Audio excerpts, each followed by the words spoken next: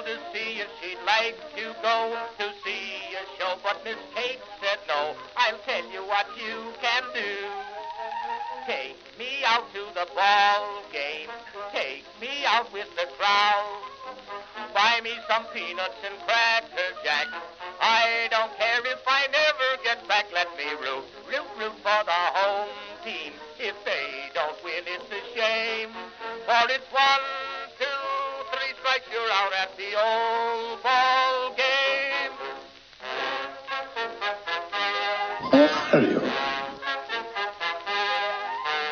Katie Casey saw all the games, knew the players by their first names, told the umpire he was wrong all Nice along. beaver. Good and Thank you. strong. When the score was just 2-2, Katie Casey knew what to do. Just to cheer up the boys she knew, she made the gang sing this song. Take Nice me out beaver. to the ball Thank game. you. Take me out with the crowd. Buy me some peanuts and cracker jack. I don't care if I never get back. Let me root for the home team. If they don't win, it's a shame. For it's 1, 2, 3 strikes, you're out at the old ball game.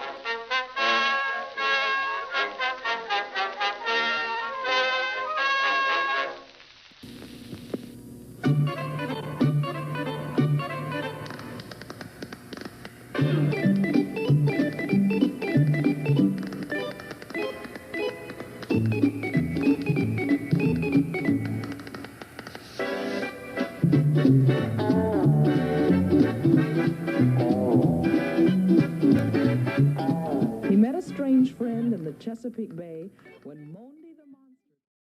Greetings, folks, and welcome to live coverage of Orioles baseball. Tonight, the Baltimore Orioles will start a mini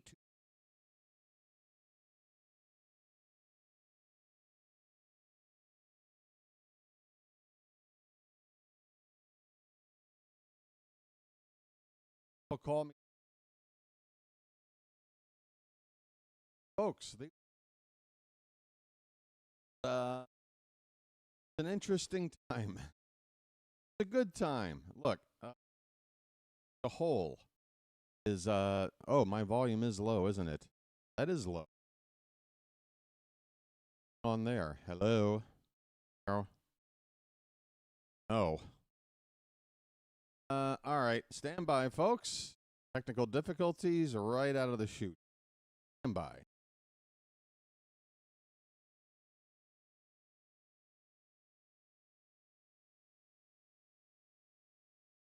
Check. That looks better. All right. I think we're good to go. All right. Thanks for pointing that out. So we have, it should be getting better now. I think. Let me know.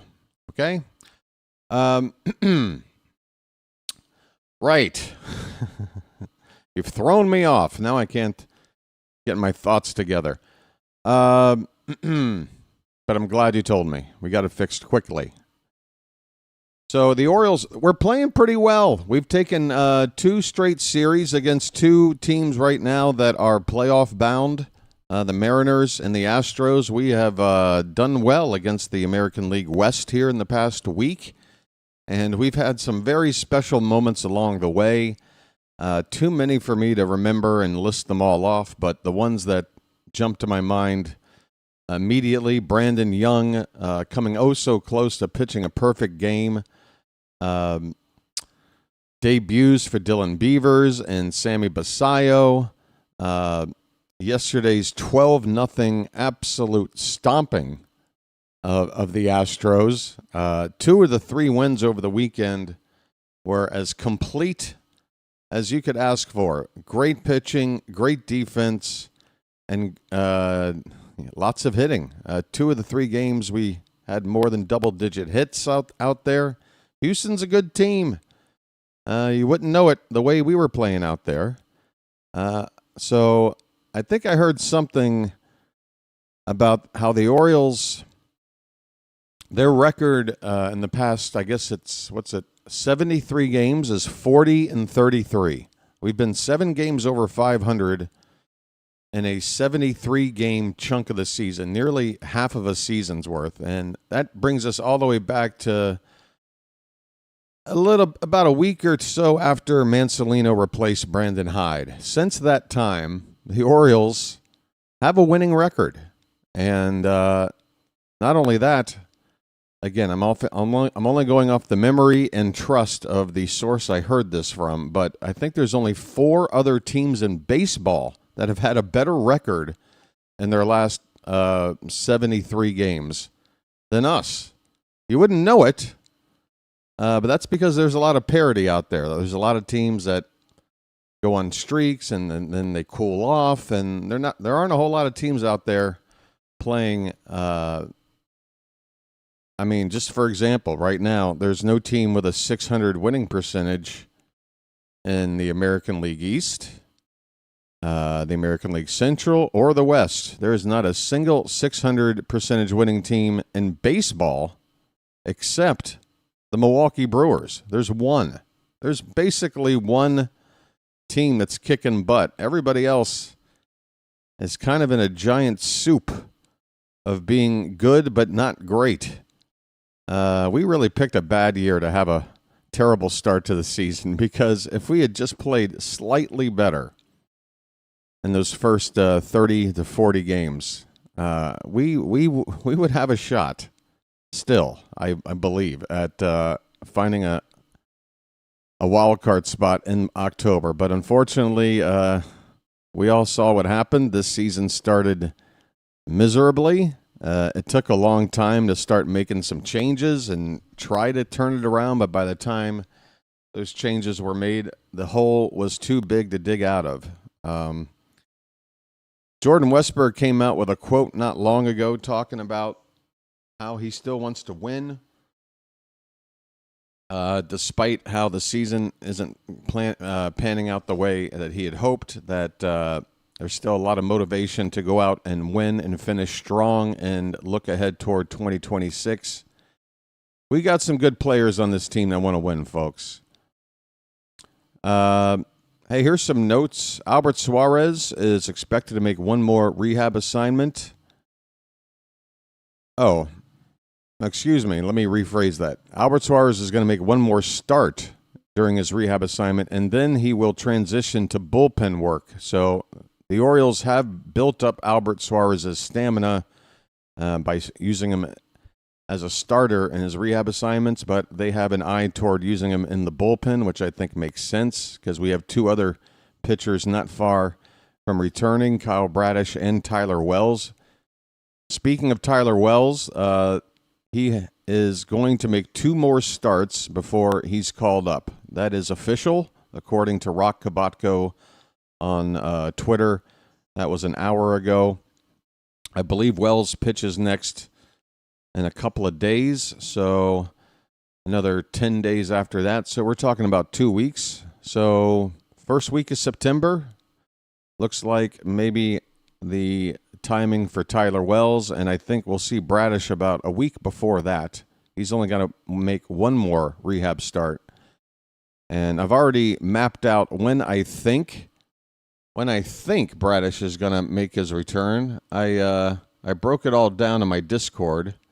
I'm not quite sure if anybody caught that, but let me go back and reference it real quick. Yeah, so my thought is, well, first of all, there's 2 ways that the Orioles could go here. They could go to a 6-man rotation once Bradish comes back, and that way they don't have to decide who to drop. Cade Povich, Brandon Young, I think, are the 2 candidates to make way for Bradish if we stick with a 5-man rotation.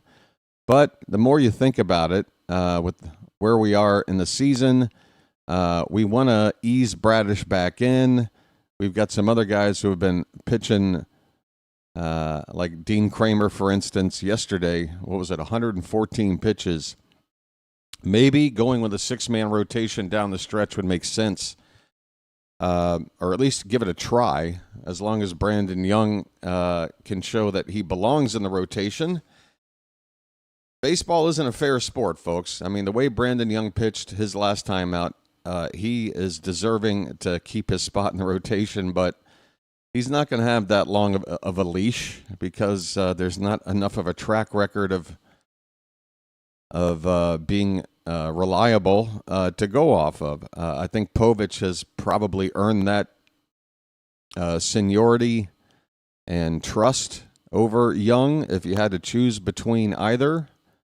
But both, what we know for sure is that both will make another start before Bradish is even back in the mix. So it really could come down to that. If the Orioles stick with a 5-man rotation and one of those guys has to go, it really could come down to how well they pitch here in their next start. So we'll be keeping an eye on that.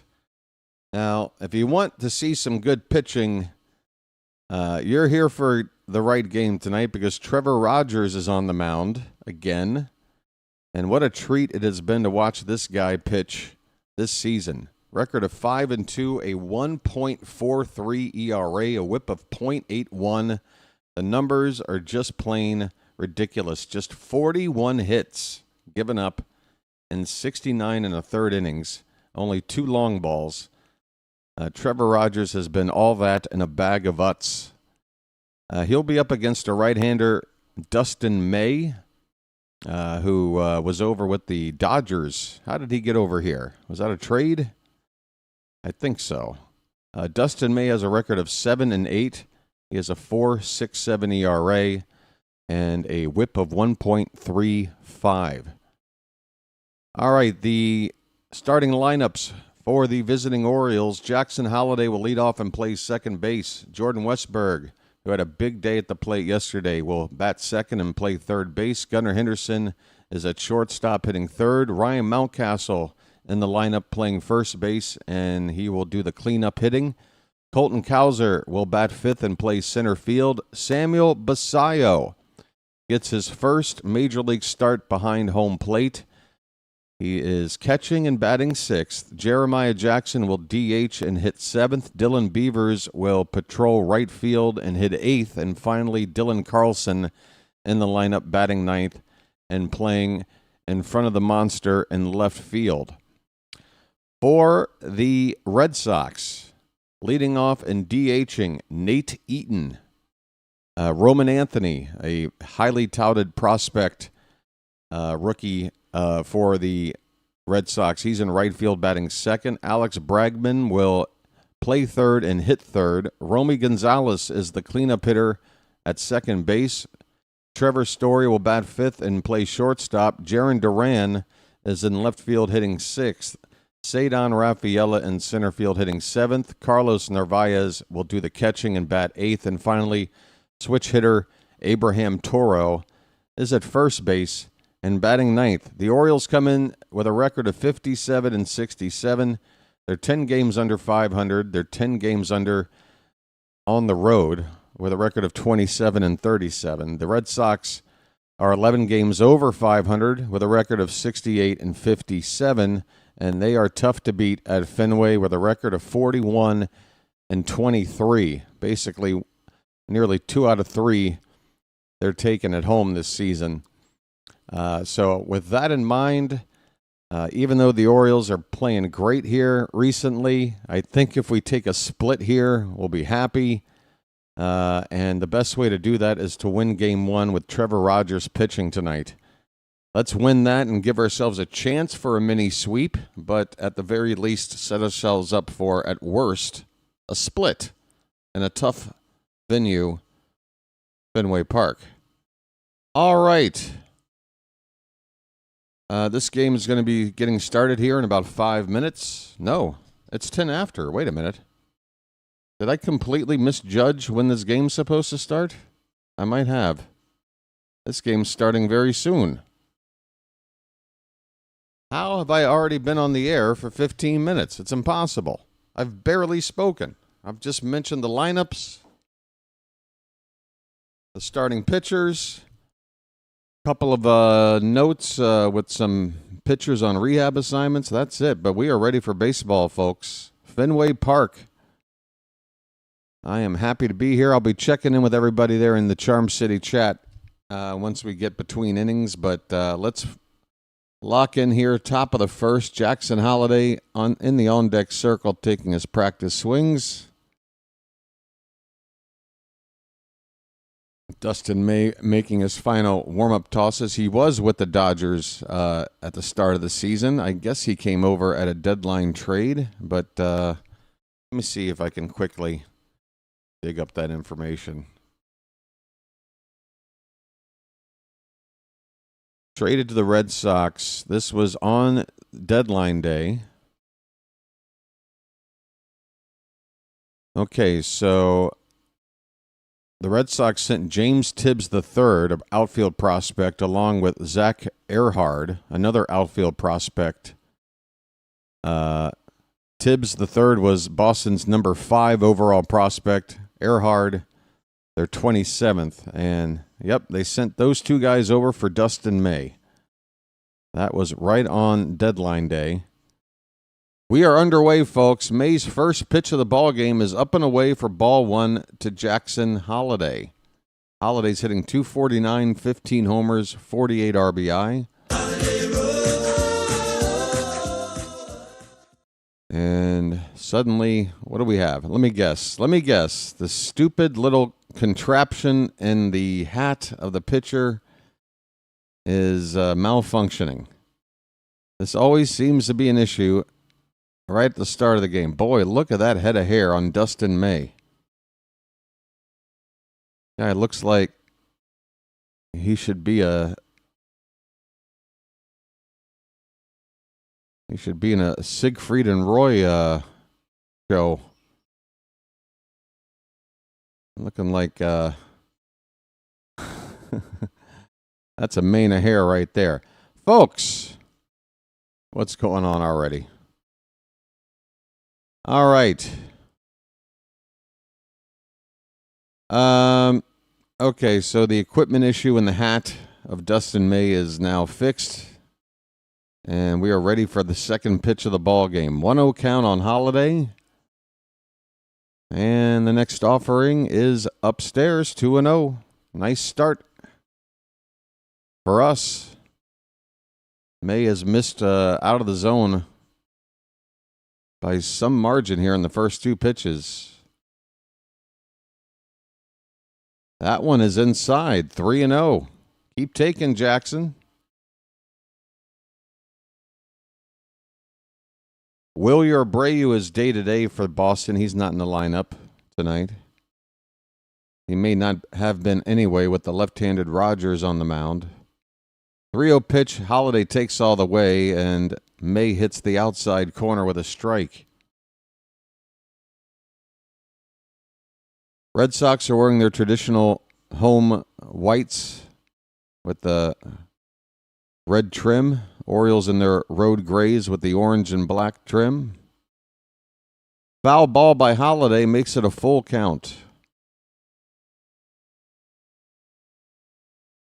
May looks like he doesn't have the pleasure of spending too much time in the sun. He's a pasty boy. 3-2 pitch, low and in, ball 4. Take your base, Jackson. We've got the leadoff man on to begin the ball game. I'm walking here. All right. Defensively for Boston, Duran in left, Rafaela in center, Anthony in right, Bregman at third, Story at short, Gonzalez at second, Toro at first, and Narvaez behind the plate. Here is Jordan Westberg, and he takes inside for ball 1. Westberg ripping it up in Houston yesterday to the tune of 5 RBI, including a 3-run homer. He had a 4-hit day. He's up to a .277 average. He's tied for the team lead with 15 home runs. And he missed a lot of playing time.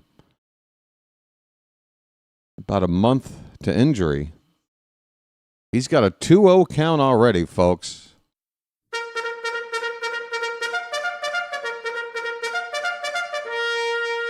Westberg, 5-game hitting streak, 9 hits in his last 19 at-bats. The 2-0. Bottom of the zone for a strike.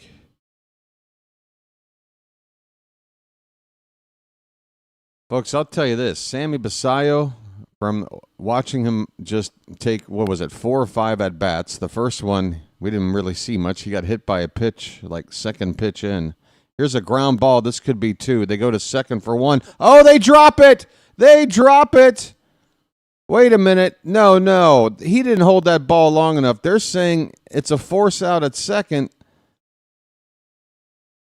You got to have possession of the ball for more than half a second, don't you? I understand the ruling here. They're saying force out and then on the transfer. But no, he never had control. That's not an out. He never had control of that. Can we challenge that? We can't? That's BS. You're kidding me. It goes down as a fielder's choice. Westberg now at first base.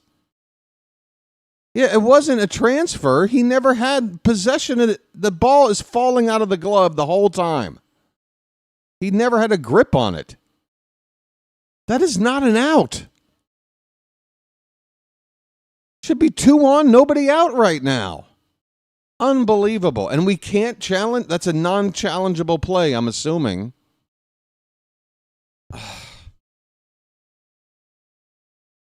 My goodness. What is Masson saying about it? Is the broadcast team talking about it? Or am I the one on crazy pills? 2-0 to Gunner is a strike. His name's Gunner, and he's dating my mom. Count 2-1 on Gunner. 279 average, 14 homers, 55 RBI. Kevin and Ben talked about it. Pfft, unbelievable. So, folks, it's just a professional announcer with an ex-major league player who's been in the game now for over 30 years. So why didn't we argue it at least? If we can't challenge it, why didn't we argue? 2-2 pitch. Not a good start. Gunner with a ground ball foul off to the right. Count still 2-2. I'm baffled.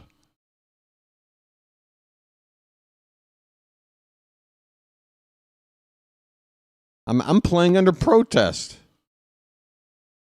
2-2 pitch. Called strike 3. Gunner gets a fastball on the inside edge. He goes down 2 away.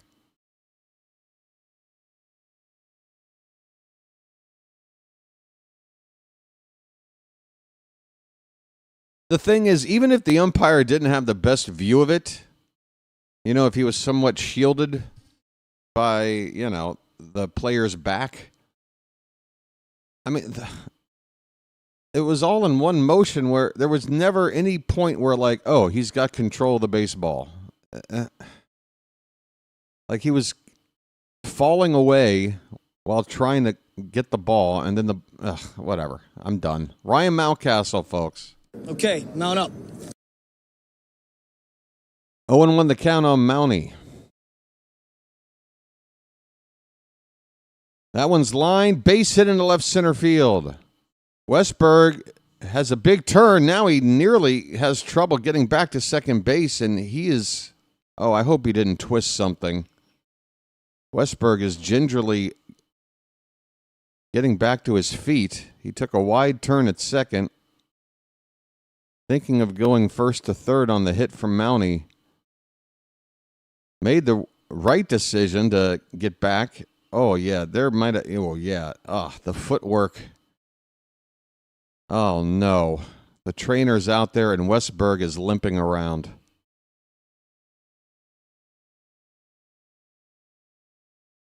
It didn't look good.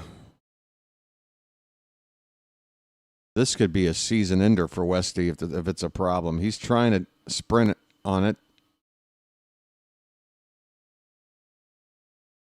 He hit that second base bag awkwardly right out of the gate, and that caused him to stumble his way around toward third, and that's when he decided, I need to pump the brakes, get back, but he made a hard turn, and, yeah, his feet Just Westberg shaking his head no. He's leaving the ball game. Terrible, terrible, terrible situation. That could be a season ender.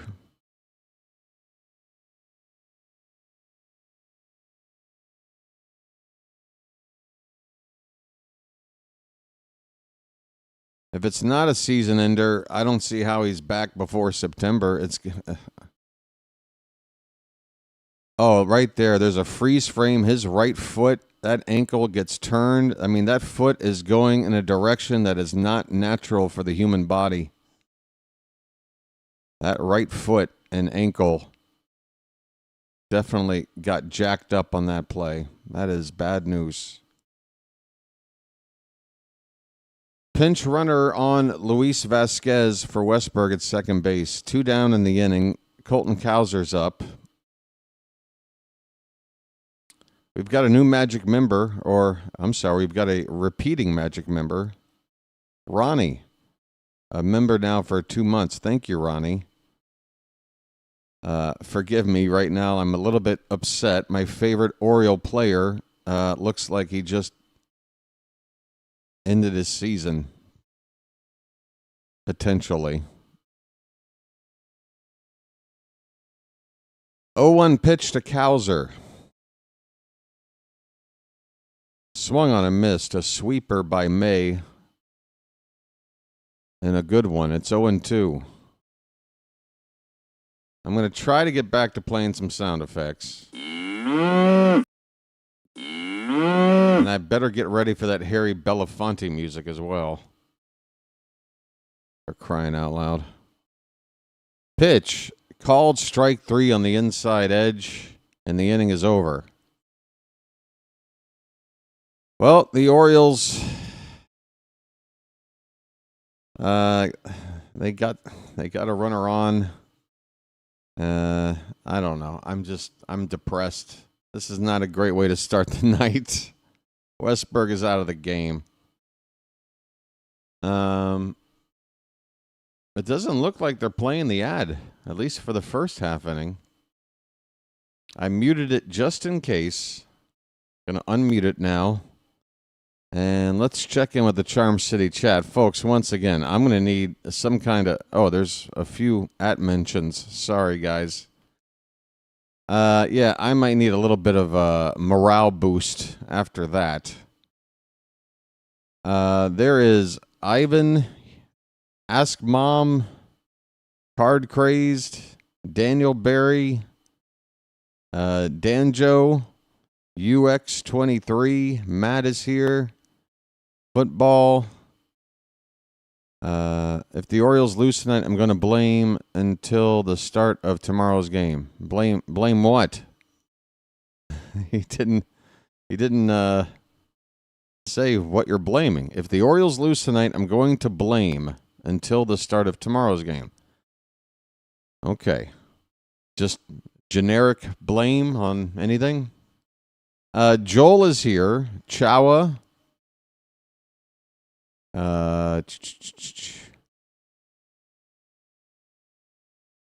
What? All right. Okay, whatever. Good grief. We've got a character here. Baxter is here. George Ford. Edward Cantor. Patrick, did I get you? I just said your name, didn't I? Are both Edwards here? Leo K. Thomas Brock. Name's so good, he says it twice. We're underway, bottom of the first. First pitch from Rogers is a strike right in there. Basayo. The first pitch he receives as a catcher is just a fastball right in the middle of the plate, and he dropped it.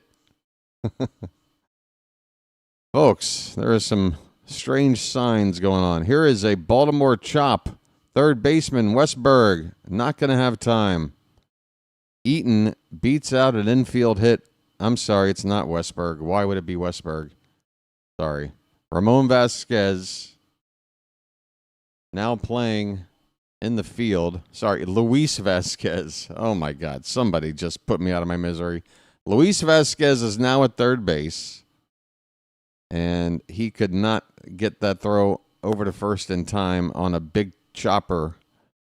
Leadoff man on for Boston. Here's Roman Anthony. It's my first look at this guy in a live game. He takes a called strike. He's hitting .276 with 4 homers, 23 RBI.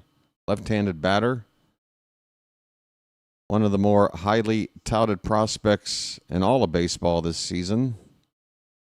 And he takes a swing and a miss. It's 0-2.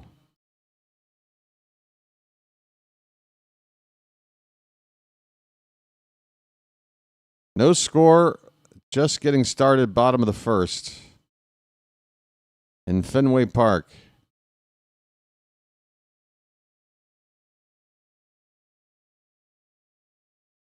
That pitch just an inch outside. 1 ball, 2 strikes.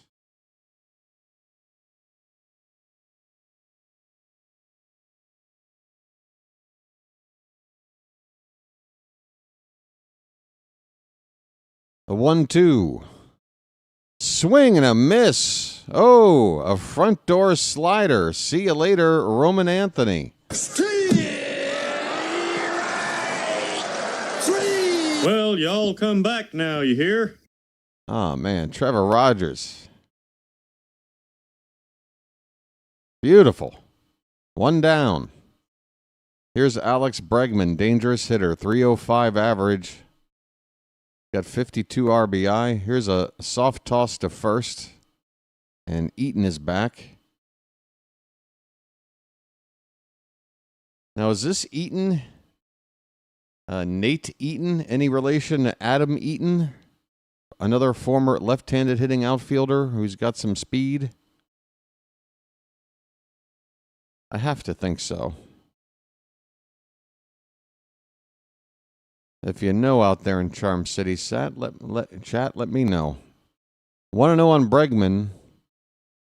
Oh, I need to get the scoreboard up. Sorry, guys.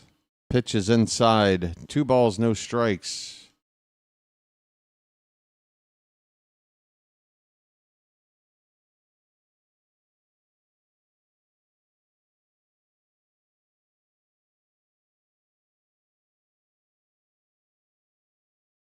The 2-0 pitch is hit on the ground to Gunnar. He goes to second for 1. Holiday double clutches to first in time anyway.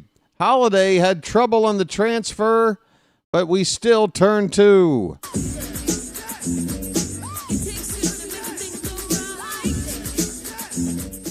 And the inning is over. We go to the second, scoreless in Fenway. And no sign of a Harry Belafonte ad yet. It's just blackness. I like it. No signs of Harry. All right. But I do need to fix. I guess this ad is getting in the way here. All right. There we go. Everything else up and running okay for now? I hope so. Yeah, I hate to disappoint you folks, but the only thing I've got beverage-wise is a cup of coffee. It is 6:30 a.m. It is coffee time. The sun is just starting to come up over here. And that's the only thing I regret about calling games this time of day is that, man, the sunrise out here, it's a beautiful thing. I love to sit out on my balcony and watch the colors in the sky as the sun comes up. Enjoy a Lucky and a cup of coffee, but instead, I got to set up to call a game for you knuckleheads. And I'm telling you right now, I wouldn't have it any other way. I love it. Hello, Turtle Dove. Now, isn't there another one of you? I've always heard there's 2 Turtle Doves. How can there only be 1? Hey, Michael, I am feeling better. I've got other issues that are chronic, but I know how to handle those. But whatever the hell was going on yesterday, I think I might have eaten some bad food. I don't know. My stomach definitely felt strange, but my whole body It was affecting my mind. I wasn't even able to think straight. Sammy Basayo, folks. Here we go. Let's get into this. He's up at Fenway Park. Sammy. Look at that imposing figure in the left-hand batter's box. Swing and a miss. He got a fastball, a sinker at the top of the zone. 0-1. Basayo got a hit in his final plate appearance yesterday and drove in a pair of runs in the process. 0-1 pitch is a breaking ball that stays outside. 1 ball, 1 strike. I'm going to predict it right now, folks. By next year, Basayo will be batting no lower than 4th in the order. No lower than 4th. This ball's fouled away off to the right. Count of 1-2. This kid is going to rake.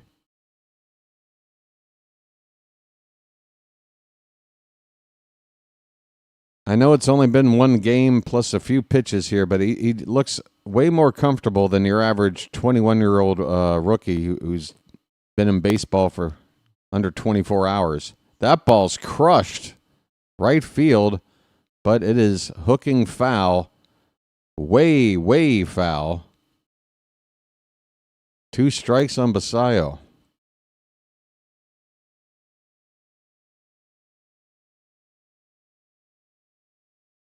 One-two pitch from May. Swing and a miss. He chased a high heater. 98 above the zone. Basayo strikes out. 1 down in the top of the 2nd.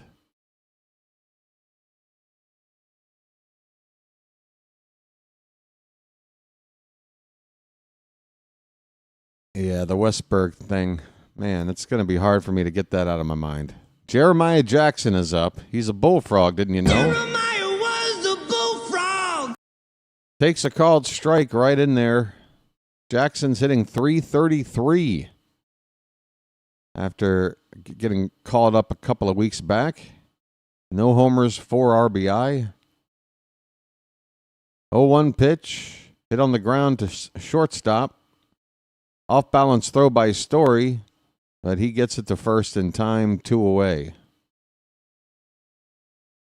Folks. Nice beaver. Thank you. Who's hungry for some beavers?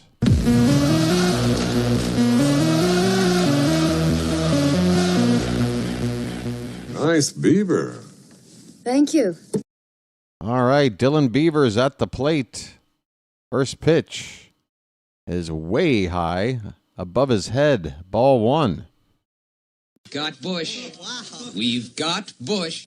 Let's get some Beavers up in the chat, folks. 2 for 9 to begin his major league career. The 1-0. Lifted to the opposite field, down to the corner. That is a fair ball. No, it's not. Damn it. I thought it was.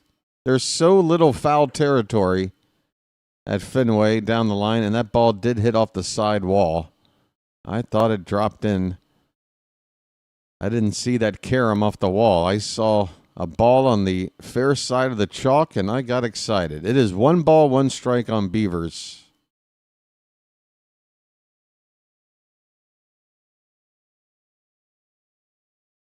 Pitch. Hit up the middle. It's going to be backhanded by the shortstop. Off balance throw. Not in time. Dylan Beavers showing his speed. Gets down the line in a hurry for the infield hit.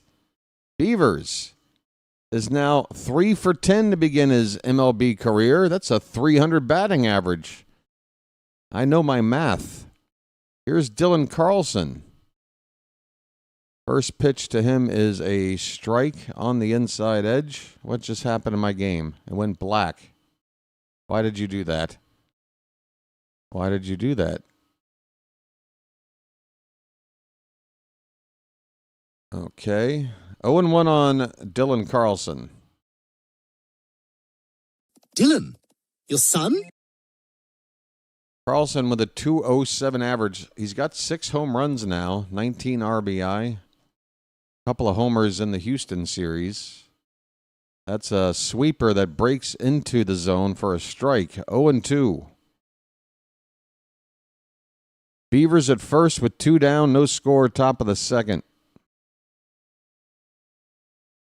Ghost Beavers. Who you going to call? Here's a ball up the middle, but playing up the middle is Story. All he has to do is scoop it up and run a couple of steps forward to tap the second base bag for the force play to win the inning. The Orioles get a hit. They leave a man.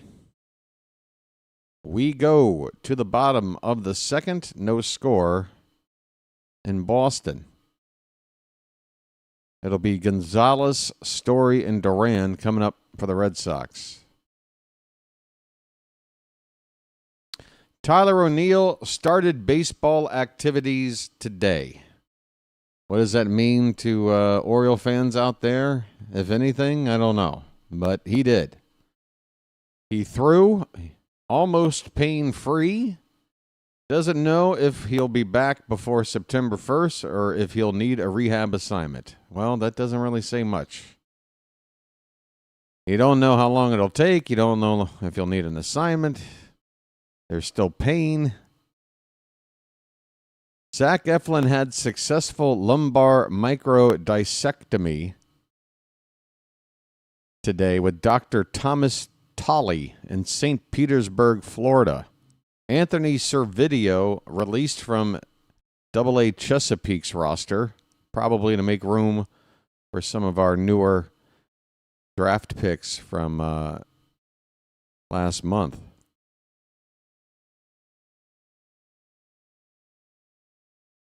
Albert Suarez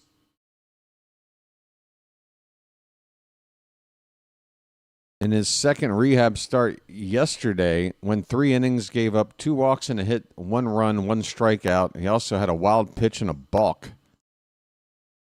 39 pitches, 23 for strikes. Do we have to keep watching this replay of Westberg getting injured? I'm really not enjoying watching him suffer like that. All right, bottom of the second, Gonzalez. Romy Gonzalez at the plate. He's hitting .294. He hits left-handed pitching really well, which is why they've got him hitting cleanup here against Rogers. Fouled away, it's 0-2. 8 homers and 39 RBI, the season totals for Romy Gonzalez.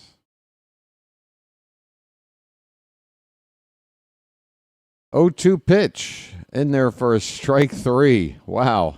Rogers, 3 pitches, and that third pitch was just a straight fastball right in there. It said, go hit that, and Gonzalez couldn't even get the bat off his shoulders. Just frozen.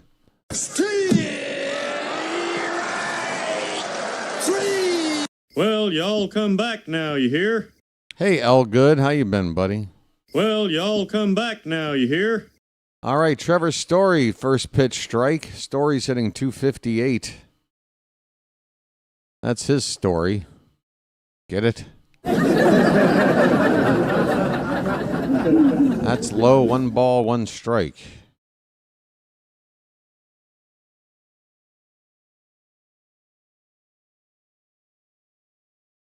The 1-1 is low, 2-1. They just flashed a stat about pitchers who have thrown at least 1,000 pitches this season and what percentage of those pitches were strikes. And nobody has a higher percentage in baseball in that regard than Rogers. 2-1 pitch is fouled off to the right. It's 2-2.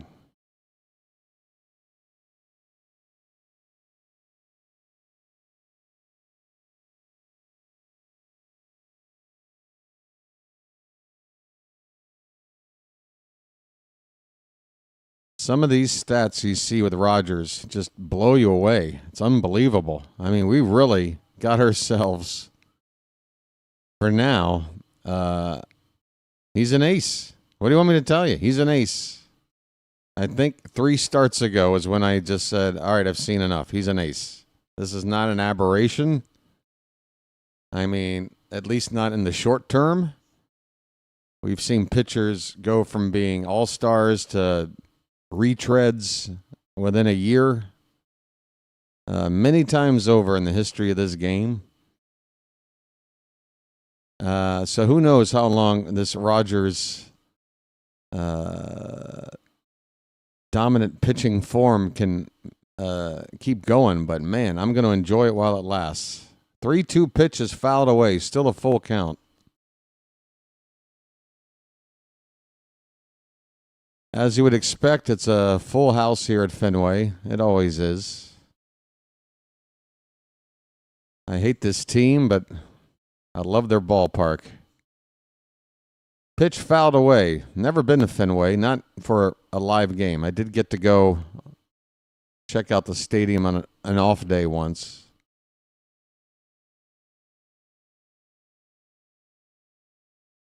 But my kind of place.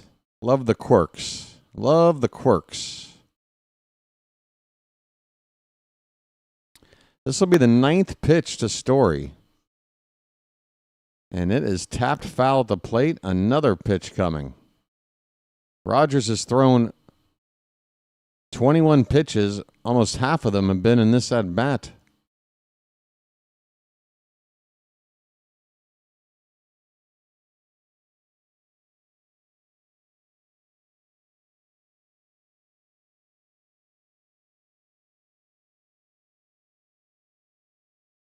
Full count on Story.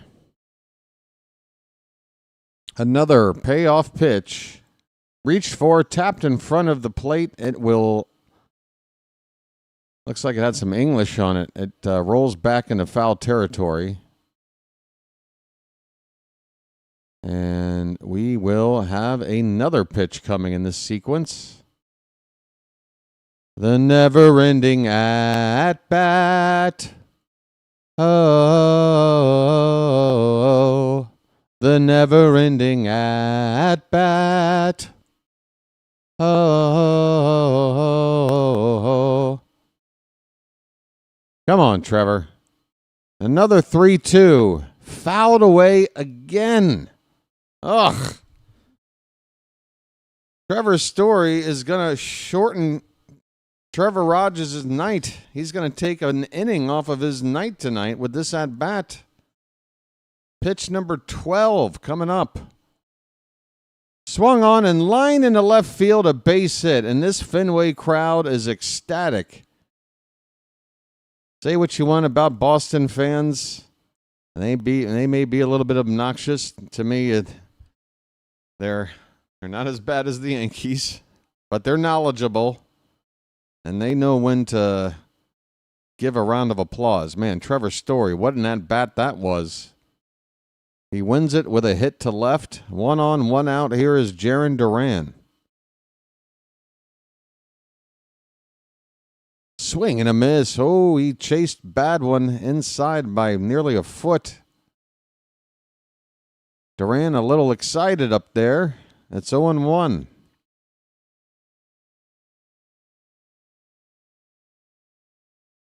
Pitch. Reached for another one inside. Holiday flips to Gunnar, and he is wiped out at the second base bag before he has a chance to get a return throw to first for a would-be double play. Would have been hard to turn anyway with Duran, the base runner, going down the first base line. But the Orioles do get the lead runner. It's a fielder's choice. Duran takes over for Story at first base. And careful with those legs of Gunners. We've already lost Westberg tonight. Rafaela, Cedar Rafaela up to hit. He's hitting .255.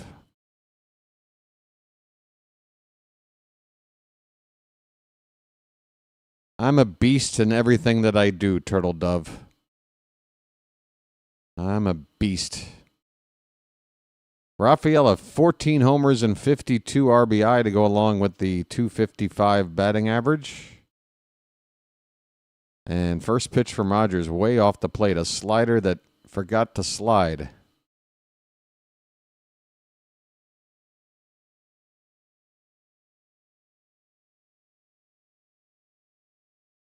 One 0 pitch. Low and away with a changeup. It's 2-0.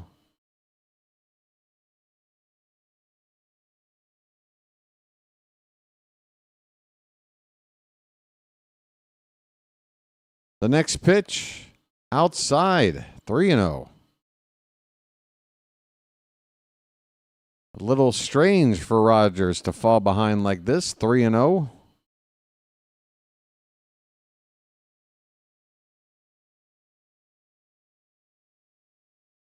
Next pitch is swung on, hit on the ground to Gunnar. He throws off balance to first in time. A thing of beauty.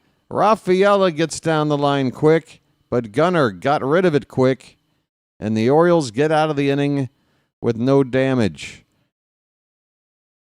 Trevor Rogers starts another night of scoreless baseball, 2 innings in the books. We go to the third. No score in Boston. All right.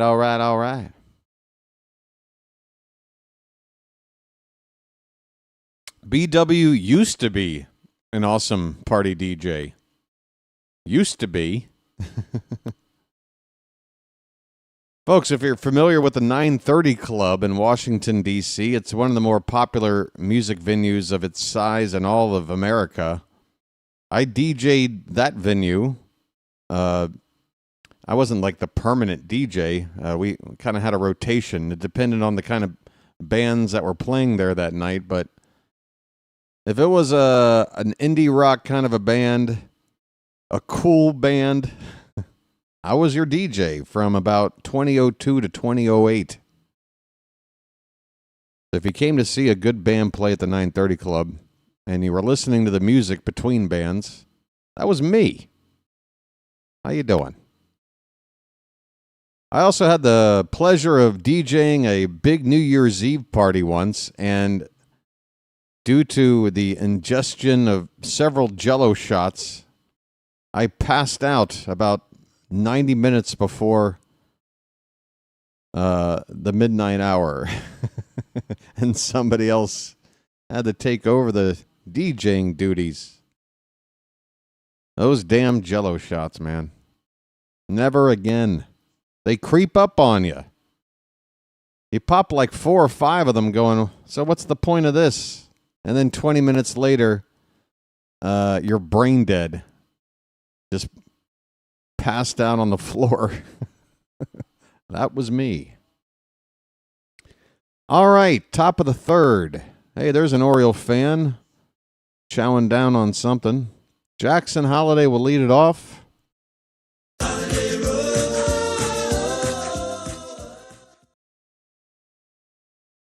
Now, that is an interesting way to word it.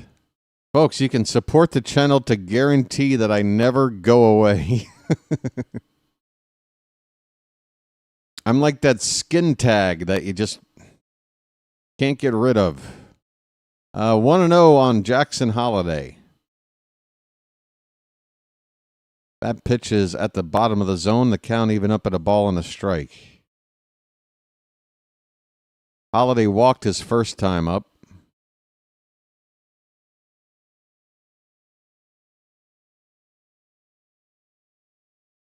One pitch, breaking ball that breaks over the outside edge. That's the nicest looking sweeper from May so far tonight. The count is 1-2. Gross. Oh, you'll be okay, Scotty boy. If you need a palate cleanser, just go watch 2 Girls, 1 Cup. You'll feel better. 1-2 pitch is high, 2 balls and 2 strikes. Then suddenly things don't seem so gross, right? Everything's relative, folks. 2-2 pitch. Popped up. Center field. Moving toward his right is Rafaela. Is that Rafaela in center, I'm assuming? He makes the catch. One away here in the third. That's right, folks. Become a member today. It's the most disgusting play-by-play you're going to find anywhere. That's what I'm here for. Here is Luis Vasquez getting his first at-bat since replacing the injured Jordan Westberg. Vasquez is batting a robust .059. .059. The count is 0-1.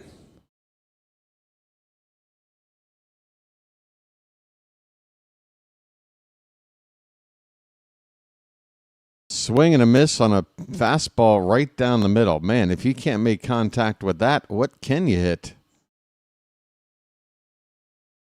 I mean, that is right there. 0-2 the count. Fouled back. What is Dustin May doing? Dustin May just made a taco shell with his tongue while waiting to get the ball back. That's a genetic thing, right? Some people can do that with their tongue and some can't. I can. Here's a ball hit to right. Pretty well. Backing up. On the edge of the track, the catch is made out there by Roman Anthony. Vasquez probably hit that ball as far as he could. Unfortunately, it's the opposite field to the deepest right field in all of baseball. And the result is just an out. Folks, who wants to admit that they used to rock a members-only jacket back in the day? I had one when I was young. I remember I had one. Here's a ball hit deep to center by Gunnar. Looking up, that ball is gone! Bye, birdie! Gunnar goes boom to straightaway center field, above the wall, into the seats, above the batter's eye. His 15th of the season, tied for the team lead. The Orioles are on the board first. It's 1-0. Gunnar goes boom. It's magic, you know. It's magic. On a magic carpet ride. On a magic carpet ride. You believe in magic.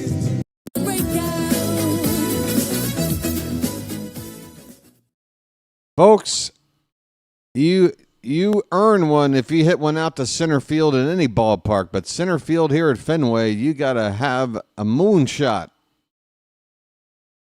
to get it over that high wall, and Gunnar did that. 1-0 Baltimore. Ryan Mountcastle has a count of 1-1. Okay, mount up. Mountie with a hit his first time up. Swing and a miss. A rising fastball. And he swung under it. 1 ball, 2 strikes.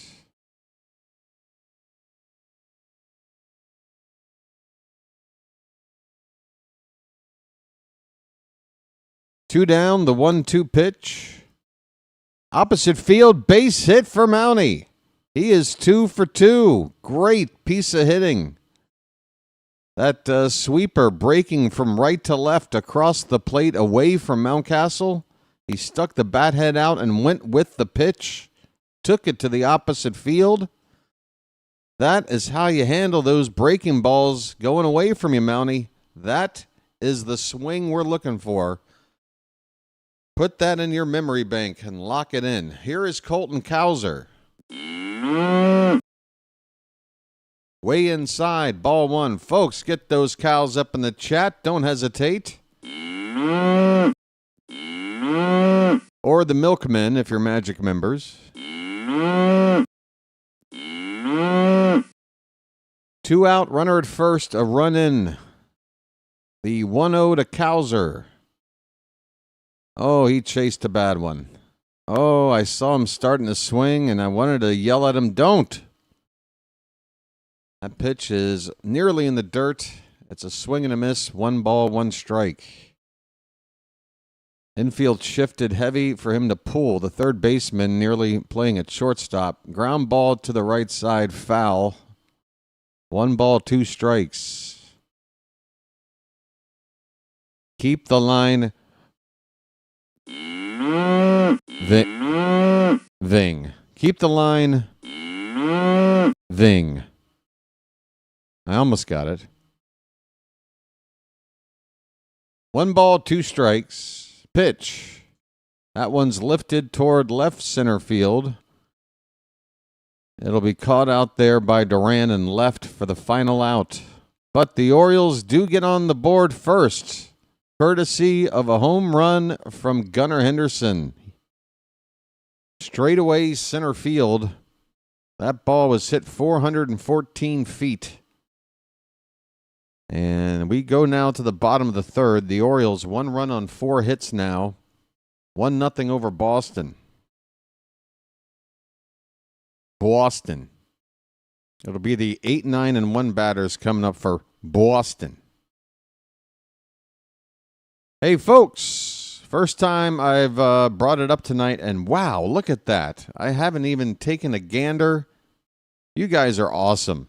85 likes already, folks. I haven't even brought it up tonight once. You guys are starting to get it. Just come on in, sit down, tap that thumb, and you're ready to go for the rest of the night. We're up to 87 at the moment. We've got well over 100 people here. So what do you say? For those that have yet to hit the like button, why don't we urge them to do it, folks, and get the count up to triple digits. That's what we like to do around here. It helps. We're just 11 away. Oh, by the way, 414 feet the distance for Gunnar, 108 off the bat. He put a charge into that one, as the saying goes. So there's a 3-way tie now for the team lead in home runs, 15, and it's the top 3 guys in our order, at least when the game started. Holiday, Westberg, and Gunnar all now on 15 home runs. Didn't we have like 2 40 home run hitters last year?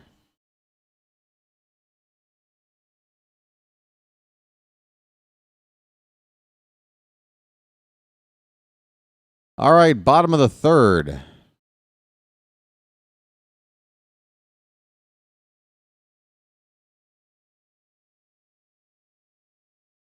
Trevor Rogers. Keep on dealing, my friend. Carlos Narvaez will lead it off. Right-handed hitting catcher, and first pitch swinging, pops it up. Right field. Coming in is Beavers, and he makes the catch. Dylan Beavers. Kind of looks like Andrew Schultz. I'm not going to lie. With that mustache.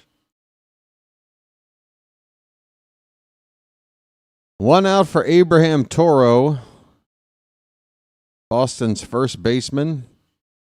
Switch hitter batting from the right-hand side. 247 average, 7 homers, 27 RBI. First pitch to him is outside for ball 1.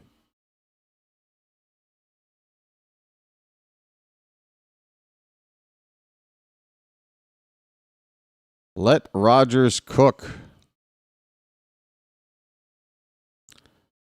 That one's low, 2-0.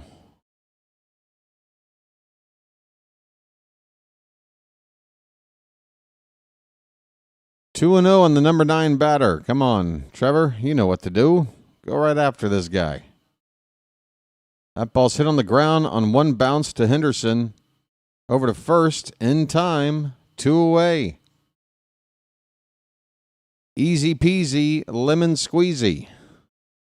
Back to the top of the order for Eaton. Nate Eaton. I still want to know, is this guy the son of Adam Eaton? It seems like the age would be about right. Distant cousin? I don't know. Or no relation at all. Swing and a miss. A slider. Low and in on Eaton.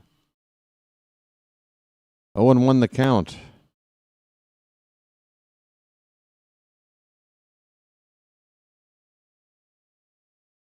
Hit on the ground foul. Make it 0-2.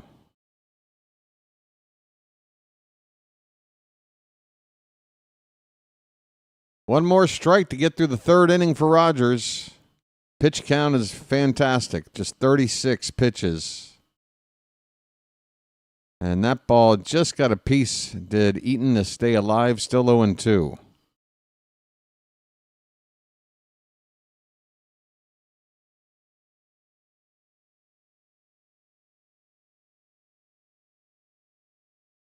There's a shot of Basayo working behind the plate.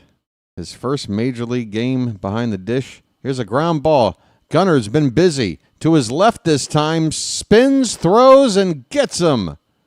Gunnar Henderson putting on a clinic. He had a great play defensively yesterday in Houston, and he's made a couple here so far tonight. I love it. Orioles defense, folks, even the defense is noticeably better. Folks, we need to talk about something. It's 1-0 Baltimore. We're going to the fourth inning now.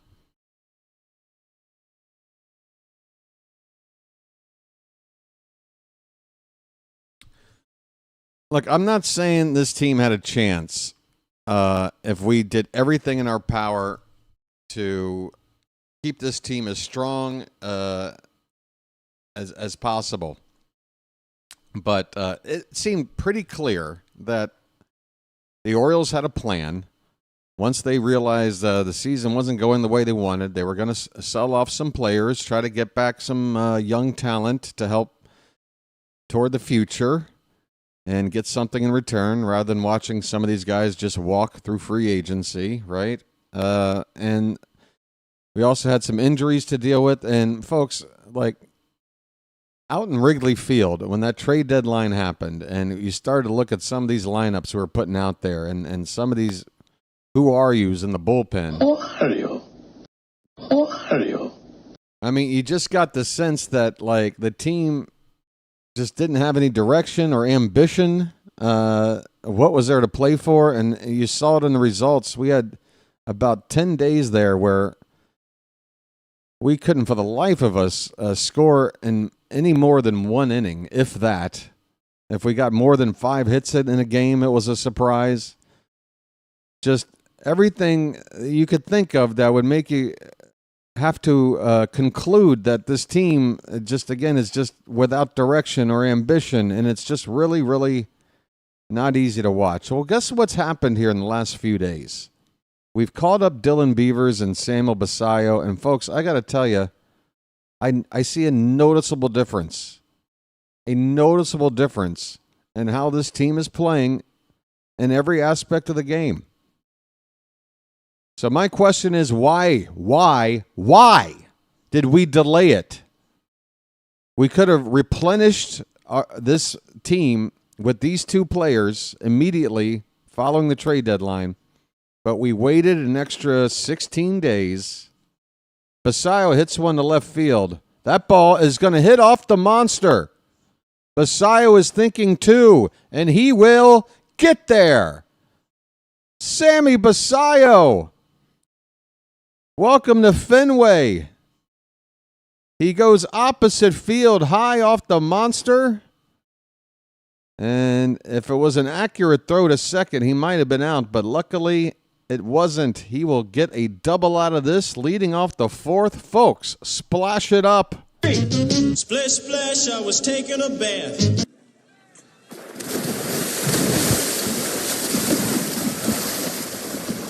So, and I know I'm going a long way trying to get my point across here, folks, as Jeremiah Jackson looks at a called strike. That was off the plate a couple inches. 0-1. Is that, yeah, I get it. By waiting until now to call up Beavers and Basayo, they're rookie eligible next year. But what you did was make us fans for 16 days or whatever watch an inferior product and watch a team out there that knew themselves that They should be stronger than they are. And I see nothing but positivity now that these 2 call-ups have been made. They should have just went ahead and did it. Here is a tapper along the third base line. That ball is going to die on the grass. It's a swinging bunt for Jackson. All the Red Sox can do is put it in their pocket. First and third, nobody out, folks. We got a rally here in the top of the 4th.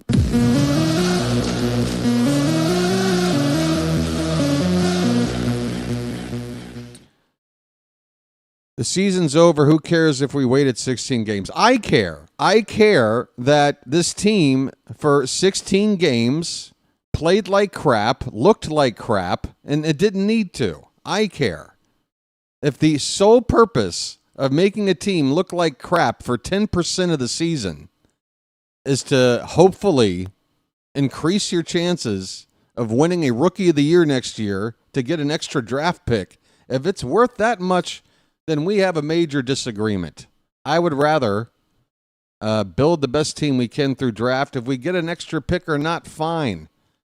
But the whole idea behind this compensation pick for Rookie of the Year was to prevent teams from manipulating players' service time and encouraging them to call up their best prospects right when the season starts so that they can have a better shot at winning Rookie of the Year, instead of waiting until the 3rd week of April or whatever it is.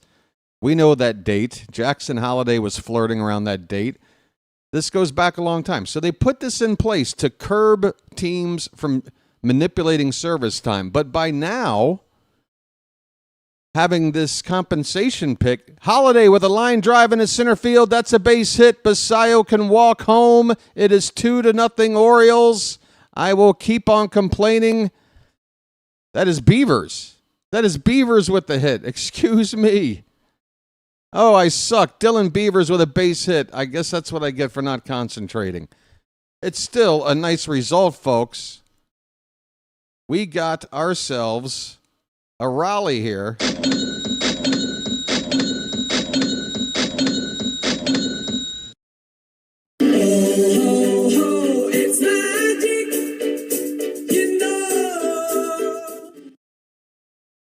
That's the opposite side of the service time manipulation.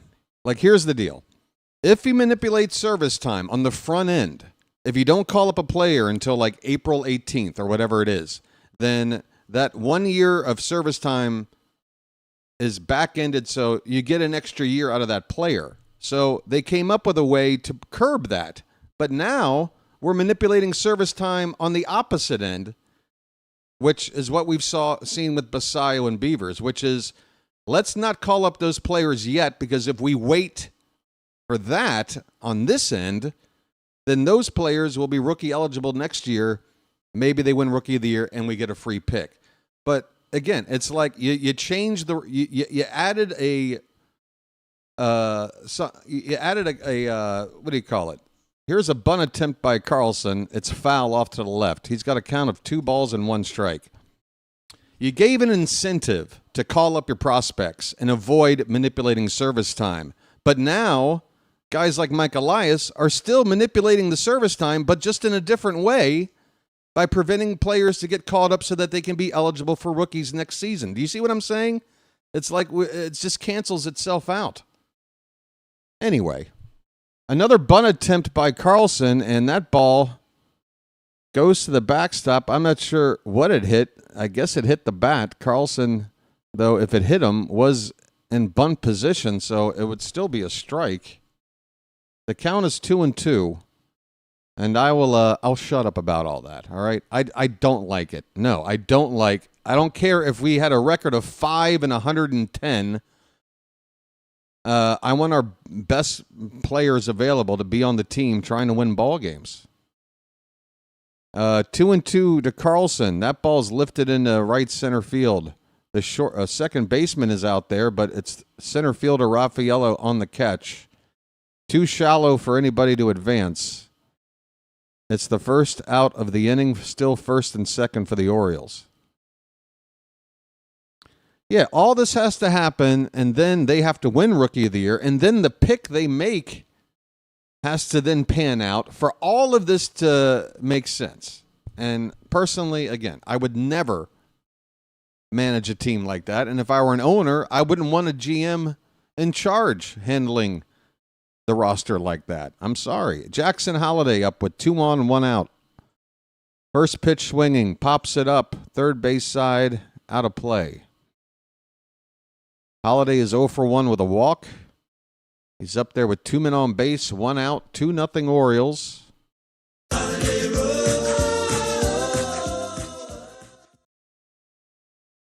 The 0-1 pitch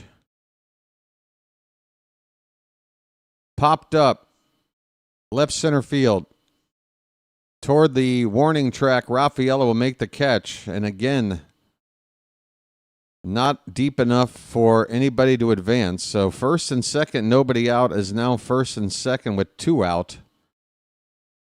And unfortunately, it's going to be up to Luis Vasquez to get the 2-out hit with Westberg out of the ball game. Does it give us an extra year of them under contract? Yeah, Tom, I'm trying to explain this. Again, there's 2 different sides to the service time manipulation thing. There's the early side in April and the late side, which is basically mid-August. On the early side, if you got like a great player, let's say, like last year, Jackson Holliday, he had a great spring training, and why didn't we just call him up immediately? Well, if we had waited, and we did, until a certain... Actually, we didn't. We actually called him up like 4 days before that service time threshold. But the point is, if you wait to call up a rookie like that until after a certain date, mid-April or so, then you do get an extra year of team control, right? Versus calling them up to start on opening day. But again, here's a ground ball to second.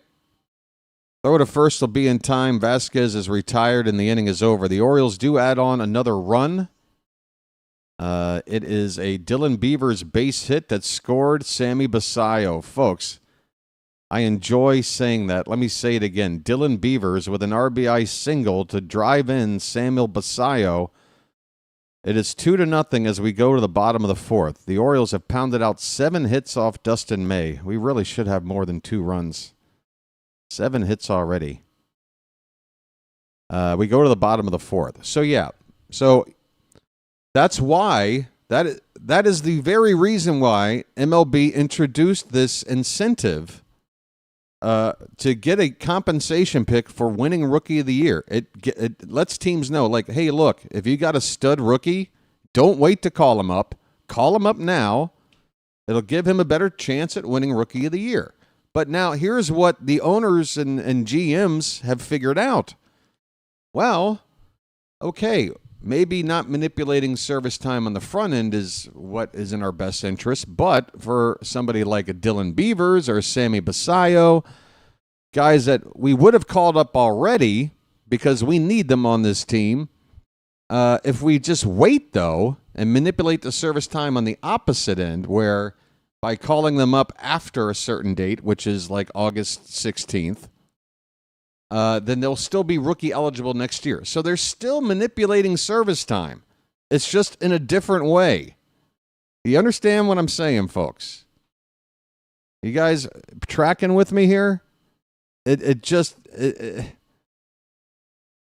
the end of the day, what Major League Baseball wanted was to avoid a manipulation of service time, but it's still happening, and the Orioles did it in such a way where we had to sit and watch an inferior product on the field for over 2 weeks just to get a crack at winning a compensation pick that is in place in order to avoid the service time that we manipulated anyway. Have I finally put this in a concise way? Do you folks understand what I'm saying? It's back-asswards. Anyway, it's the bottom of the 4th. Roman Anthony takes a first pitch for ball 1. The next pitch is in there for a strike, 1-1 the count. Bottom line, field your best team. If you win an extra pick doing whatever, that's great. But don't manipulate the roster to try to set yourself up to maybe win a pick. It's madness to me. It's madness. 1 ball and 2 strikes. I'm done talking about it, I promise. I'm tired of hearing myself talk about it. 1 and 2 to Anthony. Swung on, line drive, base hit into right center field. Beavers will get it back in. Anthony on with a leadoff single here in the bottom of the 4th. Oh, Ram Dog wants me to repeat that entire diatribe again. Yeah, the manipulation in terms of keeping a player under team control. Again, Alan, that was the idea behind introducing these compensation picks, was to encourage teams to not do that. But, and I'll just say it one more time, it's like they're just manipulating it in a different way now. So it's a wash. And if it's going to be a wash, then I want my best team out there. That's it. Alex Bregman has a count of 1 ball, 1 strike. Runner at first, nobody out, 2-0 Orioles, bottom of the 4th. Trevor Rogers has 44 pitches on the night. Bregman grounded into a double play his first time up. I'd love to see him do it again. He fouls this one away. And the count is 1 ball and 2 strikes. Do you know what happens to the player when a player wins Rookie of the Year? They throw him a pizza party? 1-2 pitch. Foul back. Still 1 ball and 2 strikes.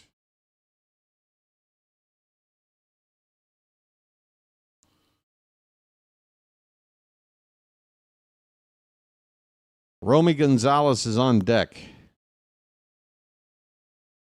Look at the shift on for Bregman. Holiday nearly playing aligned with the second base bag. This ball's fouled away. Still 1-2.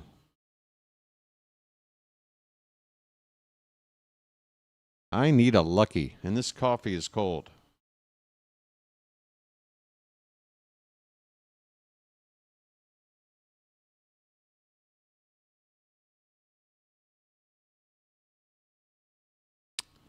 Swung on, and that ball got away. I thought it was a foul ball, but that was just a wild pitch. 2 feet off the plate. Basayo couldn't grab it. And the base runner now at second. Anthony at second base after a wild pitch.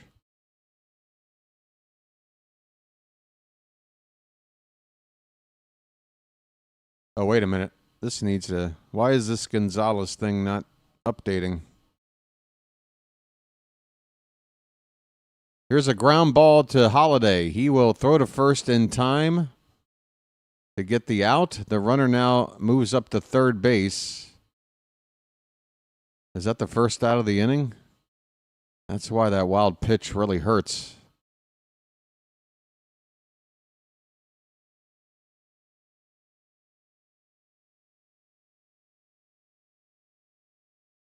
Trevor Story, the batter. Runner at third with... Oh, there's 2 out. Okay, there are 2 out. Okay, we're in good shape. That is a foul tip. 0-1 on Trevor Story.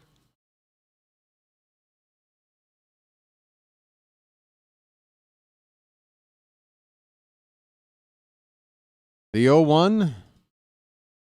That ball's hit toward Gunner. He's got a play over to first in time, and Rogers completes another scoreless frame. We work around Trevor Story on base there. He got to third. I'm sorry, Roman Anthony got to third. Story, though, makes the final out. We go to the 5th. It's the Orioles 2, the Red Sox nothing, and I definitely need to get up, walk around, and take a break. I'm flubbing my lines. I'll be back, folks. Hang in there. Enjoy the ball game. Hit the like button if you don't mind.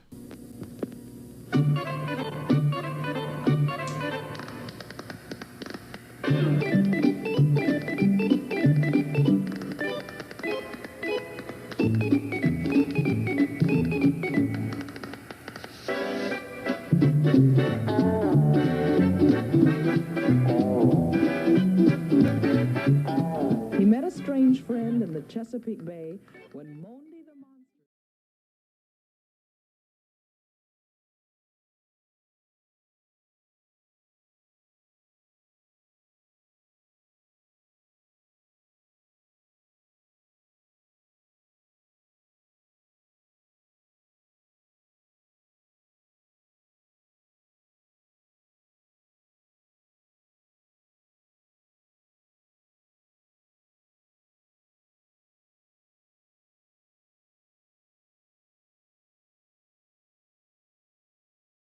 Well, I guess I should just be happy that there's no compensation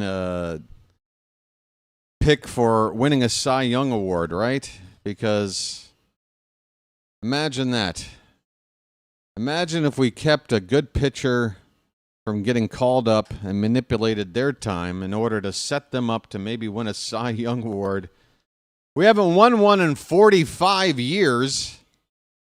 But I'm sure if we just manipulate this guy's time, surely we'll break that 45-year drought. All right, we are underway, top of the fifth.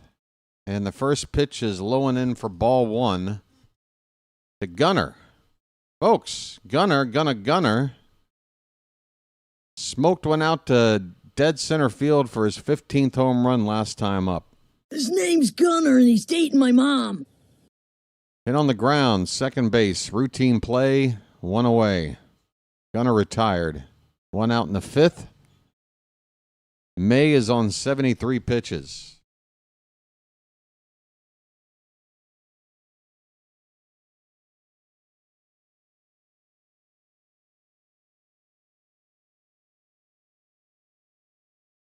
Ryan Mountcastle's 2 for 2 already tonight. Okay, mount up.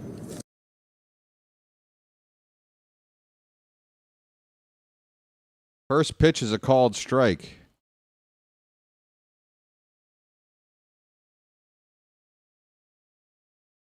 Looks like there's plenty of open seats in those monster seats. I only see about half full out there. 0-1 pitch is fouled back. 0-2 on Mountcastle. You should scroll up about what I said about winning Rookie of the Year. Well, what did you say? I mean, it was like a sentence, right? 0-2 the count on Mountcastle, excuse me. Pitch. Hit in the air. Right side. And out of play.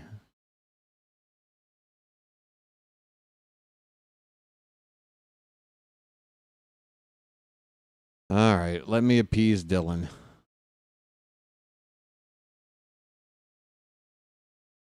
If you win Rookie of the Year and you qualify for the draft pick, you're able to reach free agent one status a year early. So no, not a pizza party. Okay, so an incentive for the player? I still don't know how that, I mean, is that a counterpoint to what I'm saying? That doesn't change anything for me. Not at all. Inside of Mountcastle, the count is 2-2.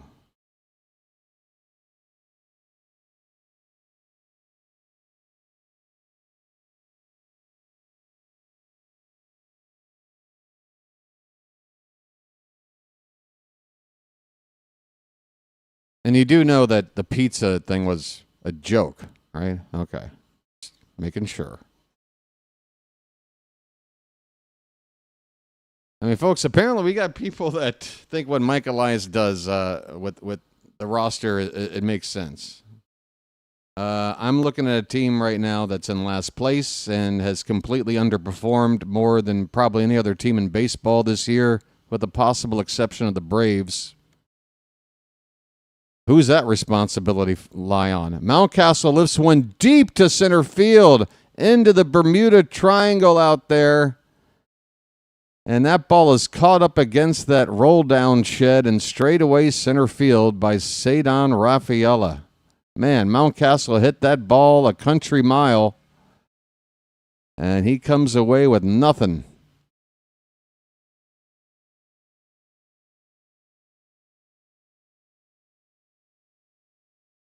2 away for Colton Cowser.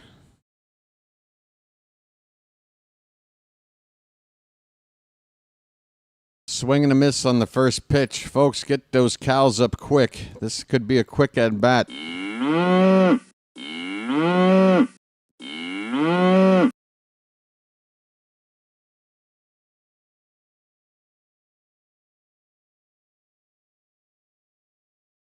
That sweeper stays outside. 1 ball, 1 strike. Hey, folks, thanks for getting the likes over 100. Keep on keeping on.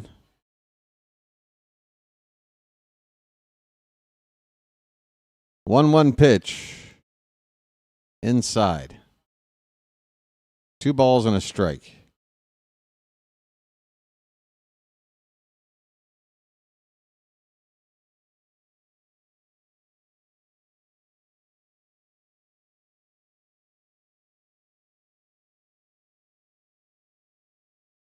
So I'm trying to understand the comment here. I don't know if I should even try, but are we to say that because Gunnar Henderson won Rookie of the Year that we have 1 less year of team control with him? He gets to walk a year early by winning Rookie of the Year? Is that the case?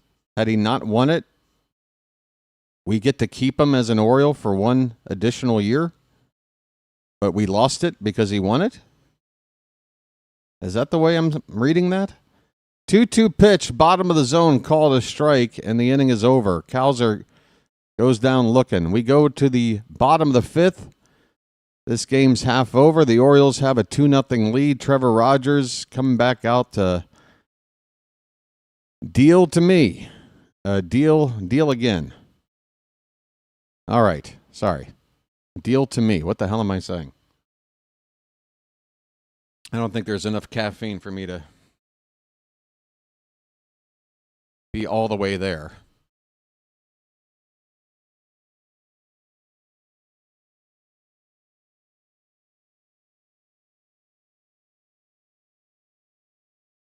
Hey, folks, I heard there was a lot of rain in the area lately. I heard about some flooding. Maybe that was a few days ago. Everybody okay out there in the mid-Atlantic area? We're supposed to get a lot of rain out my way. Apparently there was heavy rain to the west in like India, Pakistan, like really bad, like loss of life bad. And it's whatever all that rain is, it's moving its way over here. Right now, it's a nice looking day. We had some rain overnight, but the forecast for me says rain every single day of the week for the next week. Trying to stay dry.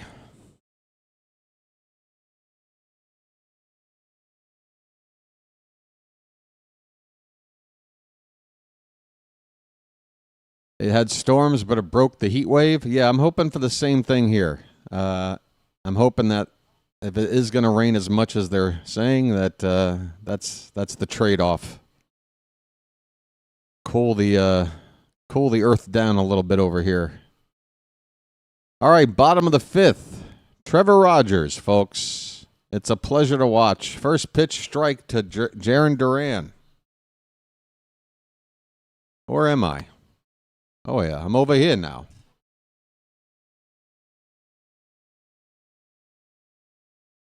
Fastball high, a sinker at 92, 1 ball, 1 strike. There's an Oriole couple out there. Oh, look at this guy. Holy cow. That's a character. That's a character. Oh, I love it. 1 ball, 2 strikes.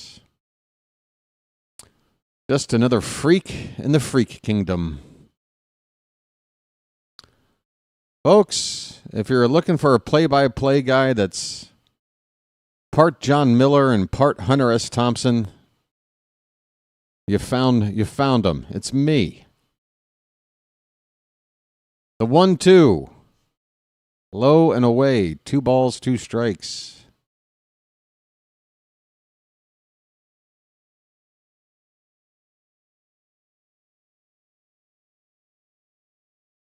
I got the volume down to where I can only hear the crack of the bat while I watch the game, but I just heard Ben McDonald give out a giant belly laugh. There's a swing and a miss. Duran strikes out. Well, y'all come back now, you hear? Well, now I want to know what Ben McDonald thought was so funny. I mean, he was laughing.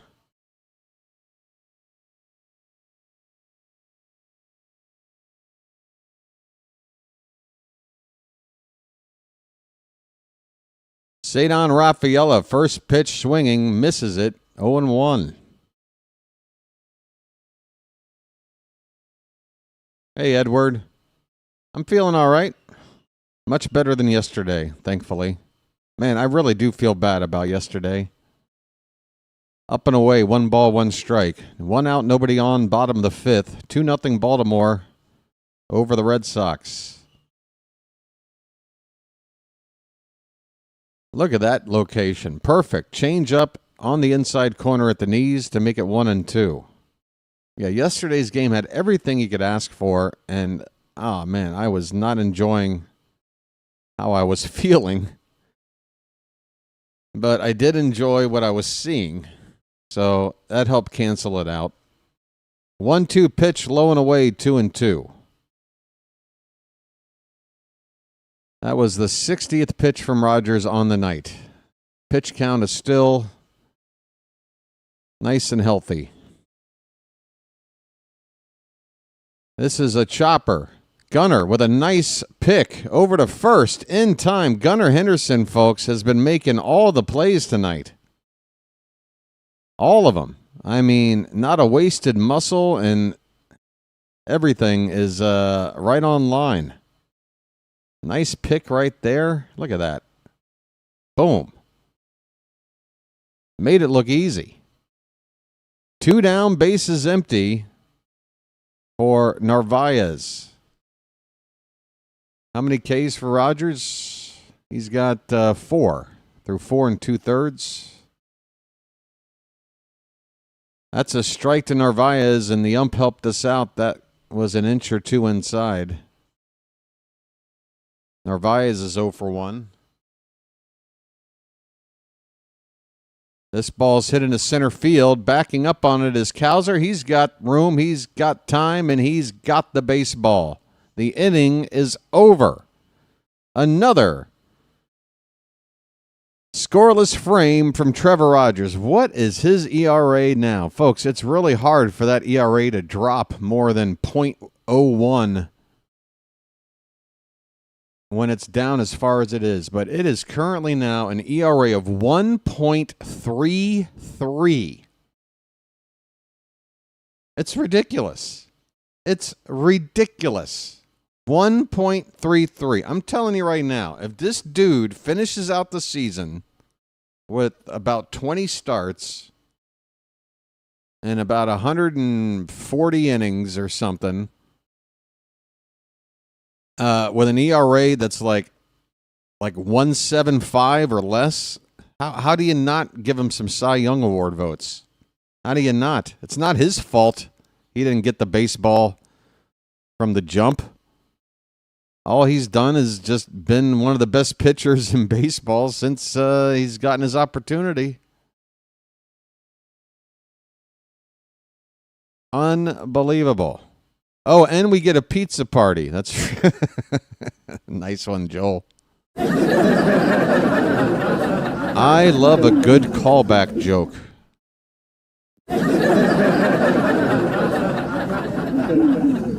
Party. Pizza party. Hey, come on now, party. Pizza party. Yeah, Edward, I saw the news about Zach Wheeler. Tough news for Philly fans. They don't even have a timetable. So I'm not sure what a procedure like that, what kind of timetable there is. I mean, to remove a blood clot in the shoulder, I don't have any history to go off of. I'm a bit of an injury nut. That was my job covering Premier League soccer, was trying to trying to break down a player's injury and setting up an appropriate timetable for a return. I don't know what to put on that for Wheeler. Sammy Basayo is going to lead it off in the top of the 6th. Dustin May still on the mound. And Sammy lifts one on the first pitch out to left. That ball will not reach the wall. Duran will make the catch, 1 away.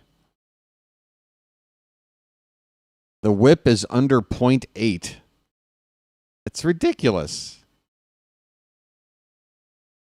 It's ridiculous. Jeremiah Jackson, folks. Jeremiah was the bullfrog. 1 out, nobody on. 2-0 Orioles. First pitch low and away. Jackson's 1 for 2. Activity in the Red Sox bullpen. They got a lefty up. Moran. Swung on, hit on the ground and through the middle of the infield into center for a base hit. Jackson with his second hit of the night. This guy is a bit of a hit machine. Jeremiah was the bullfrog. 2 more hits tonight. That average right now at 357. Dylan Beavers is 2 for 2 tonight, folks. Nice Beaver. Thank you.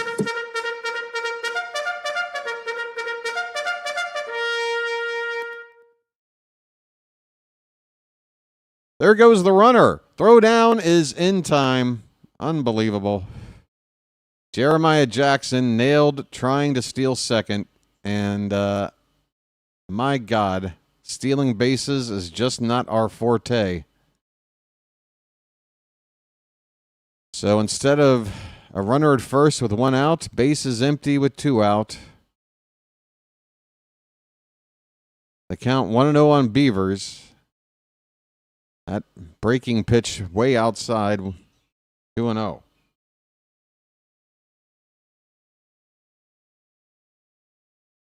Priority number 1 for the offense in spring training.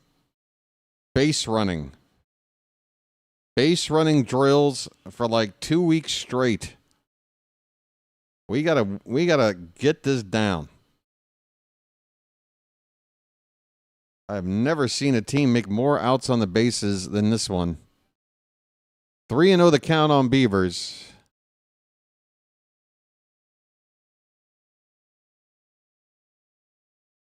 And that's ball 4. Now, doesn't that just make you want to rip your hair out? A 4-pitch walk to Beavers.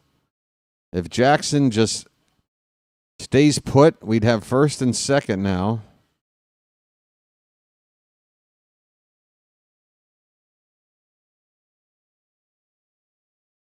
Instead, it's 2 away with a runner at first, and the batter is Dylan Carlson.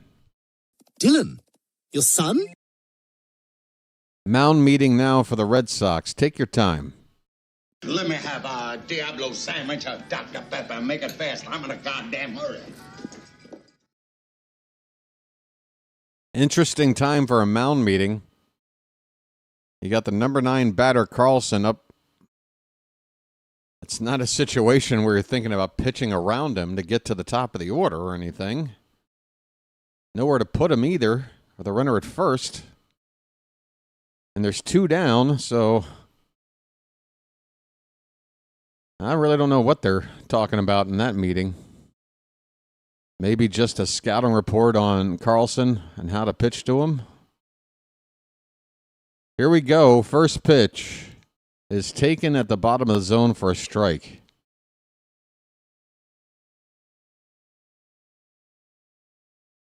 Only the Brewers have a better record than the Red Sox in the last 40 games, give or take, since the end of June. Ooh, that sweeper nearly caught the outside corner, but it stayed outside. The count is 1-1 on Carlson.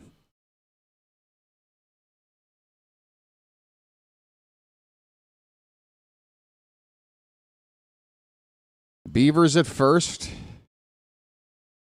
2 down, the 1-1 pitch. Another attempt at a backdoor sweeper, and again it stays off the plate outside. 2-1.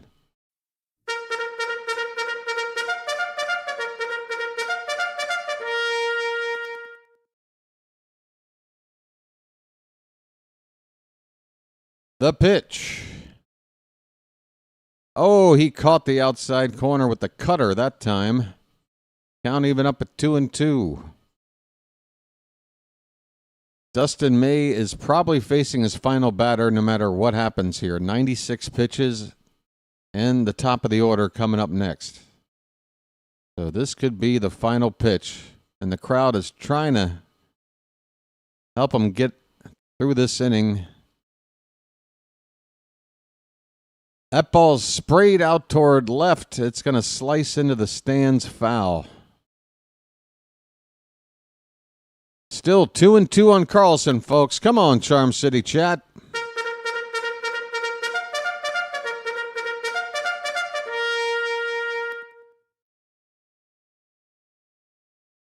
Another 2-2 from May. Here it is. Inside, Carlson nearly took it on the knee as he backs out of the way. Full count, and that means Beavers. Folks, there will be a beaver on the loose on this next pitch.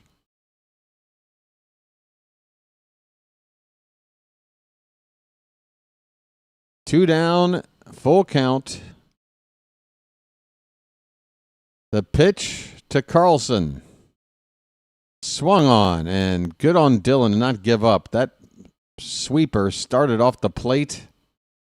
It looked like a pitch outside, but Carlson knew that ball was going to break back over. He got a piece to stay alive. We'll do it again. Pitch number 100 of the night for May. Hopefully he is out of gas, and Carlson can jump on a fat pitch. Another 3-2. Swung on and missed. What May wins the battle. And he is pumped. He knows his night is over. The Orioles strand a runner. May goes 6 innings, giving up 2 runs on 8 hits. His day is done. We go to the bottom of the 6th. Trevor Rogers. Keep on keeping on, buddy. It's 2-0 Baltimore. I'll be back in a little bit.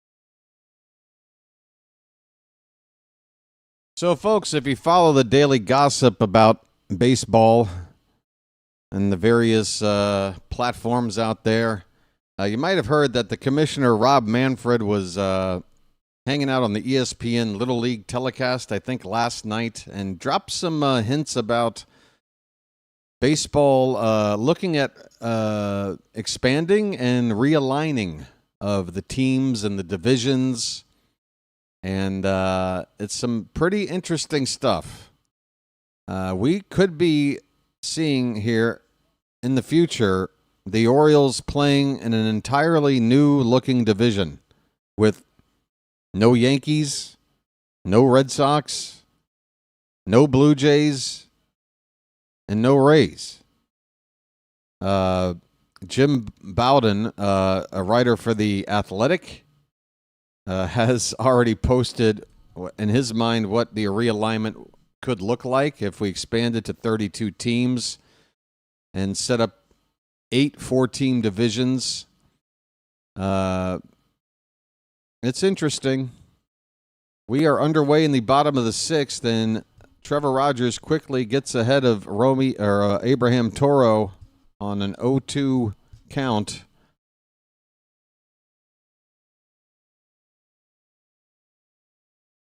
The 0-2 is outside, a ball and 2 strikes.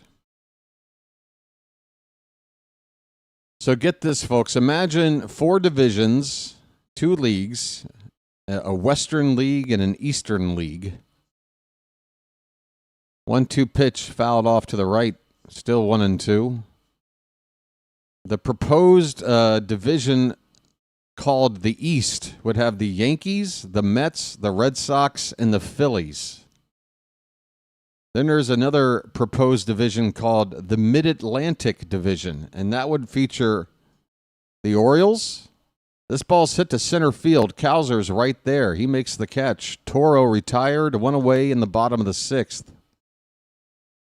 The Orioles would be playing with 3 teams: the Washington Nationals, the Pittsburgh Pirates, and the yet-to-be-established expansion team in Charlotte, North Carolina.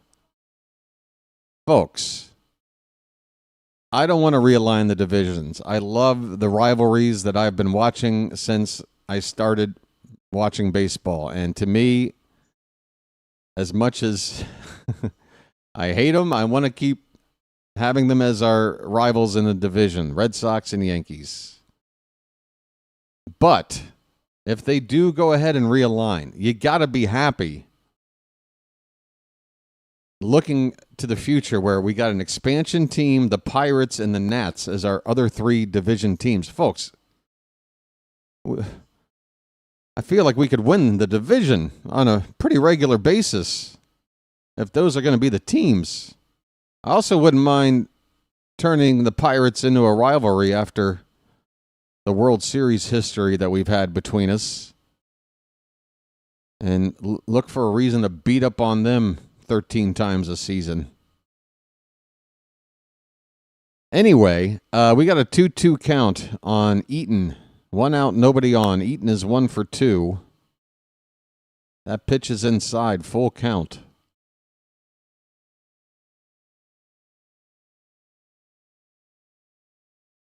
Folks, I don't know about you, but even if the Orioles and Nationals, here's a ground ball to third. Vasquez with a throw to first. It's picked over there by Mountcastle, and that is the 2nd out of the inning. Rogers, 2 outs in the 6th.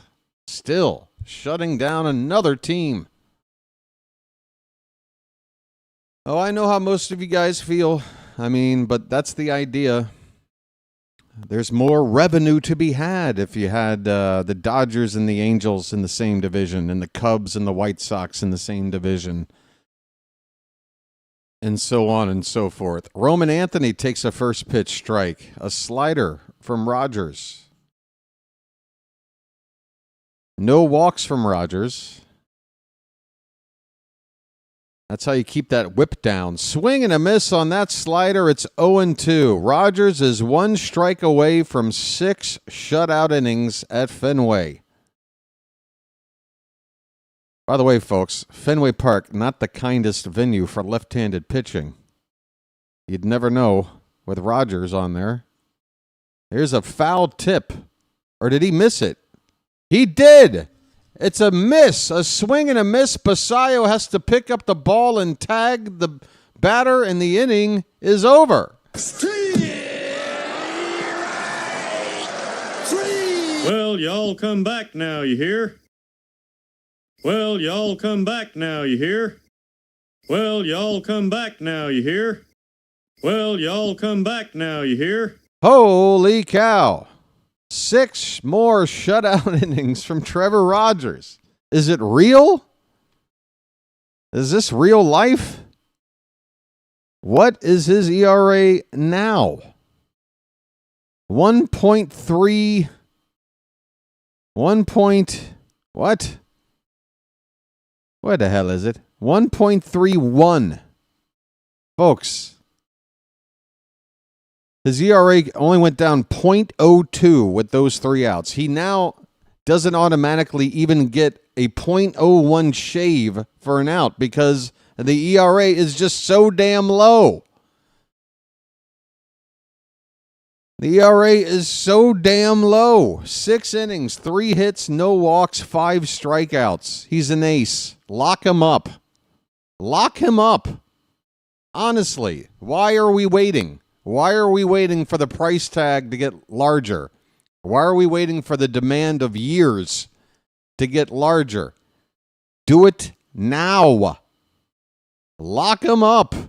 Hot damn, I'm telling you. We can get an ace-like stats out of a pitcher that I'm telling you, you don't have to pay like an ace if you pay him right frickin' now. Anybody willing to take the risk? I am. 4 years. 4 years, give him $20 million a year. Give him $80 million right now. He'll be ecstatic. He'll take it. This is a $20 million a year pitcher easy. He's pitching like a $30, $35 million a year pitcher. Give him 20. Let's call it a day. Lock him up for 4 years. $80 million. Who's ready? All right, Jackson Holliday, top of the order. First pitch is outside by a foot. Moran is on the pitch. This is Giovanni Moran, a left-hander, 28 years old, out of Puerto Rico.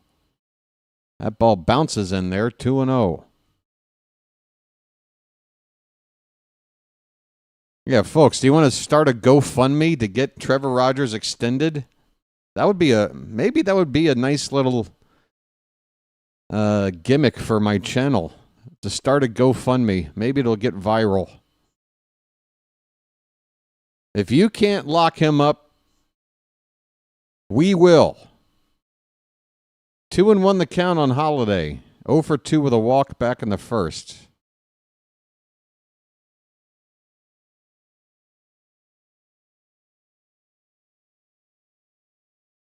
Off the plate, 3-1.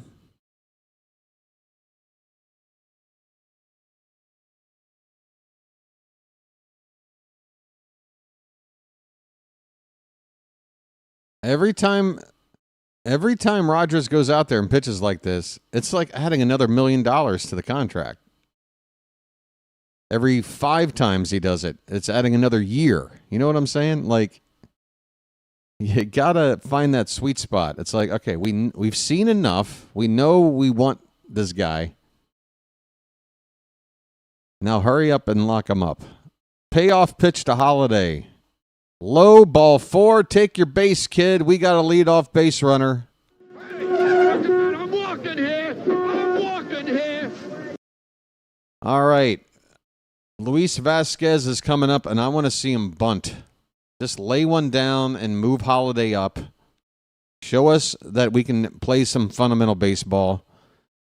Get him in a scoring position for Gunnar and Mountie to drive him in, because Vasquez just swinging away here makes no sense. He's not a good hitter. He's taking a first pitch right down the middle. 0-1. Come on, guys. He's hitting .053. It's a 2-0 game. Nobody out. He got speed at first. Get him over. Called strike 2. Too late now. Too late now. Folks, I would love to eat my words and watch Vasquez get a 2-strike hit, but I'm not going to bet on it. Tapped foul at the plate, still 0-2.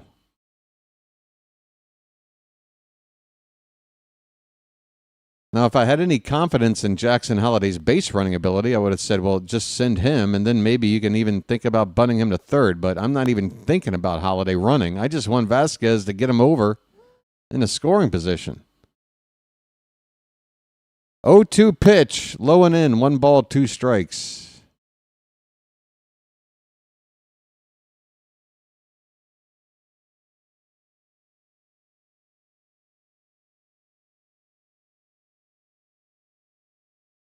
The 1-2 pitch. Hit on the ground, foul. We'll do it again.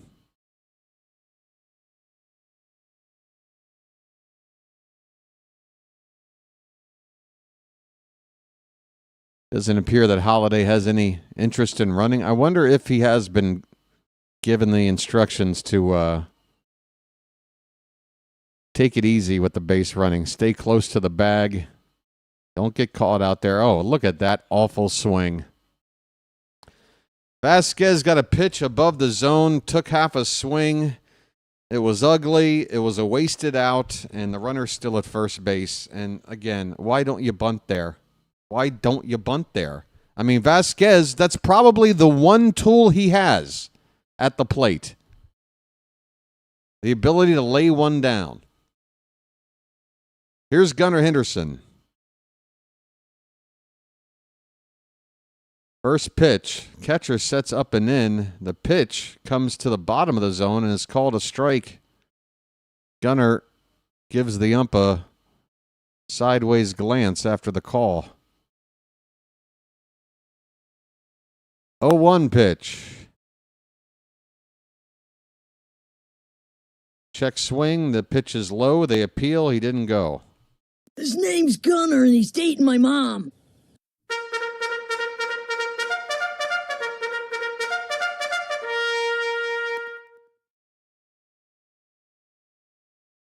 Holiday at first. He is dancing over there. The pitch.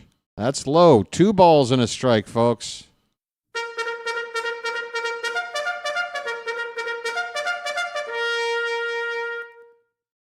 Somebody else wants in on this.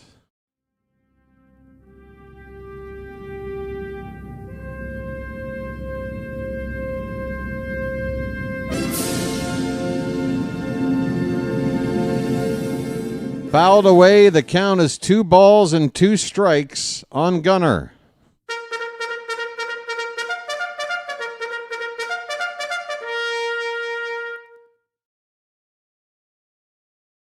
That's right, the hat.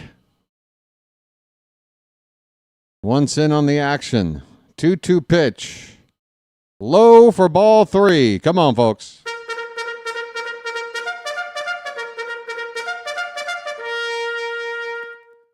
Holiday at first, 1 out. Full count on Henderson. Mountcastle on deck. Moran's payoff pitch. Line, fair ball down in the well into the right field corner, and it's bobbled out there. Holiday, come all the way around. Anthony's throwing it back in. Holiday will score. Gunnar will get to third. It's 3-0 Baltimore. Ladies and gentlemen, may I present to you the hat.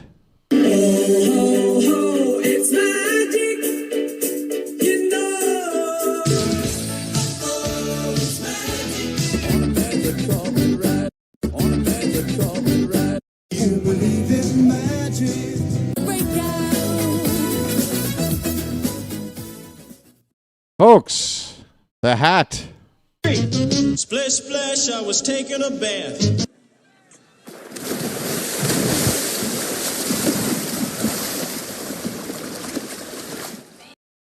All right, it's 3-0. Ryan Mountcastle at the plate. Gunnar at third base with just the 1 out. The 0-1 pitch to Mountie. Up the middle and through a base hit. Make it 4-0. Mountcastle's got his 3rd hit of the night. The Orioles are doing it all. Come on.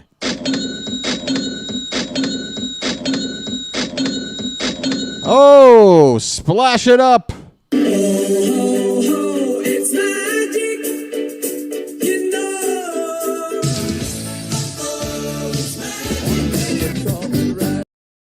My goodness. Folks, you gotta love it.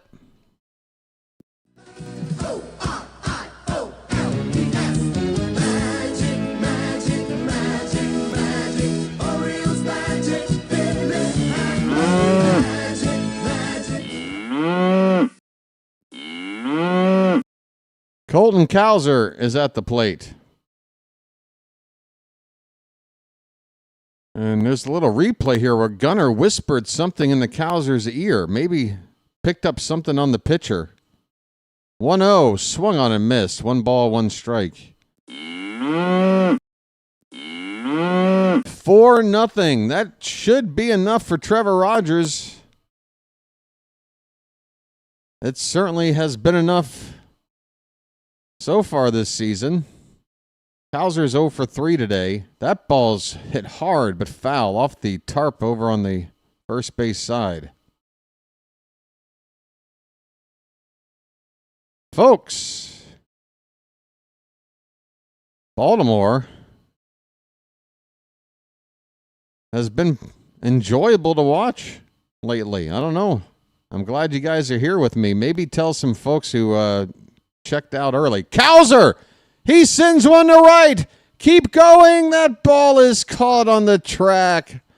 Boy, Cowser fooled me. He gave it a home run stare after the swing, and he has hit balls out that way deep into the Boston night. I remember last season a couple of balls hit out there into the fog, but that one was short. Cowser, you tricked me, buddy.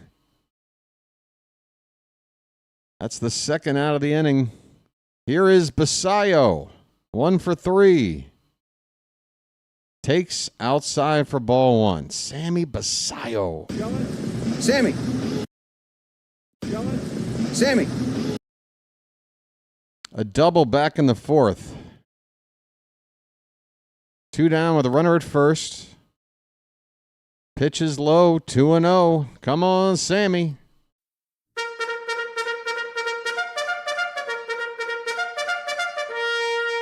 Hang on, Sammy. Sammy, hang on. Dum bum, bum bum, bum bum, bum bum. Hang on, Sammy. Sammy, hang on. That's a strike. It's 2-1 on Basayo.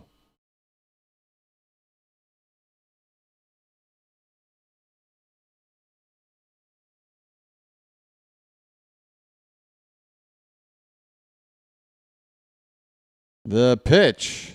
Oh, not a good swing there. Count is 2-2. Basayo got fooled on that one. No worries.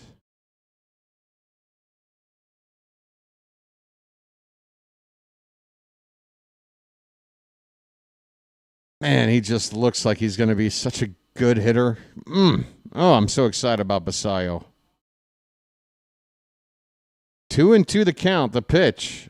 Hit up the middle. The shortstop playing near the second base bag. He's got it over to first, and the inning is over. But Baltimore rally here in the 7th. They have doubled their lead from 2 to 4. It is 7th inning stretch time in Fenway. 4-0 Baltimore.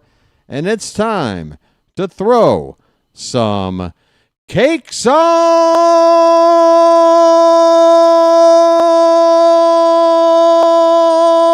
the griddle. Get them cakes up in the chat, folks. Thank God I'm a country boy. Thank God I'm a country boy. Thank God I'm a country boy. Thank God I'm a country boy. Life ain't nothing but a funny, funny riddle. Thank God I'm a country boy. Thank God I'm a country boy. Oh, my goodness. Look at all those cakes, folks. Grab them cakes. Pass the syrup. And hook me up with a glass of milk because, man, I'm going to get dry mouth with all these cakes. Thank God I'm a country boy. Thank God I'm a country boy. That's a lot of cake. Hey, folks. Hey, folks. Hey, guys.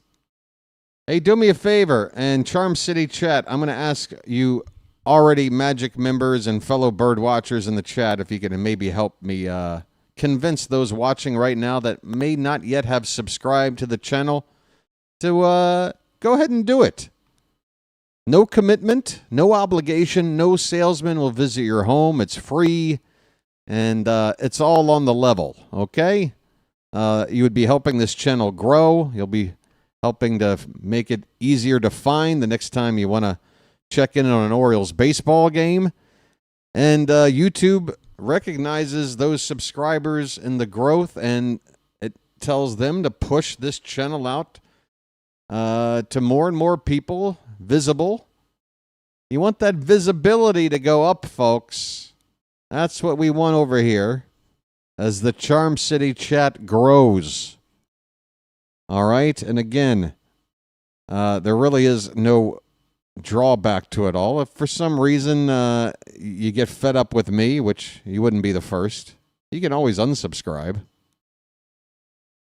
You have that power. So it's not a lifetime commitment.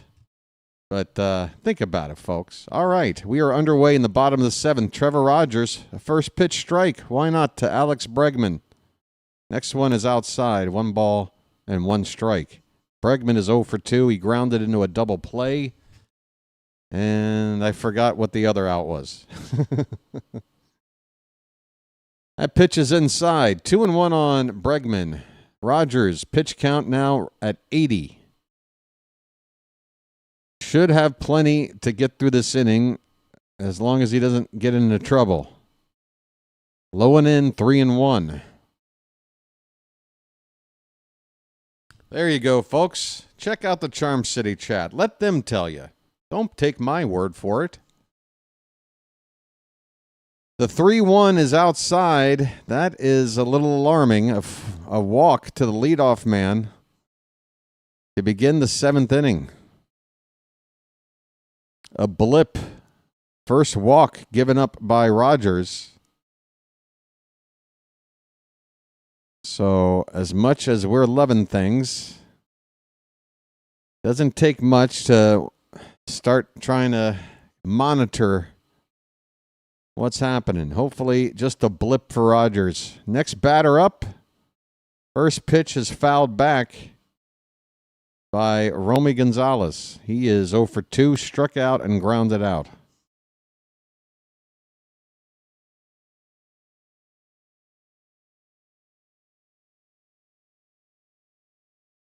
Oh, 1. On the inside edge, strike 2. He painted the inside corner. 9 straight starts with 2 earned runs or fewer. It's the second longest streak in the history of this ball club. Milt Pappas has the record with 10 back in 1964. That is a 61-year-old record that Rogers is 1 more start away from tying. It is 0-2 still on Gonzalez after a foul ball. And the next pitch swung on and fouled again on the third base side.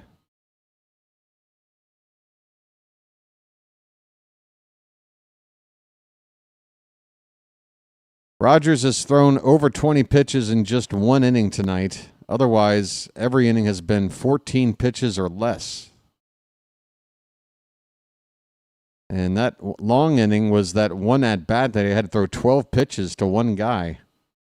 That's really the only reason the pitch count is as high as it is. It's 1-2 on Romy Gonzalez. Pitch. Swing and a miss! Oh, the changeup low and away, and it dipped even lower to make it impossible to hit. See you later, Romy.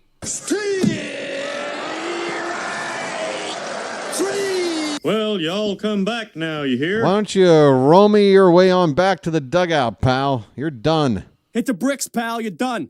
You get nothing. You lose. Good day, sir. Well, when you gotta go, you gotta go. Trevor Story, first pitch swinging, fouls it away. 1 out, runner at first. Story is 1 for 2. A single back in the second. And how about Rogers not skipping a beat with a catcher as his battery partner making his first major league start behind the plate? It hasn't fazed him at all. 0-1 pitch called strike 2. Folks, honestly, I'm going to start a petition tonight. And we got to extend Rogers. We can't wait. You want to do something to get Oriole fans who have already checked out on this season back in and on board? Even though a lot of us probably still feel some major changes, non-player changes that might need to be made here, you'd make us so much happier and give us some belief that you're steering this team in the right direction. Come on. Trevor Story's got an 0-2 count. Rogers is on 91 pitches.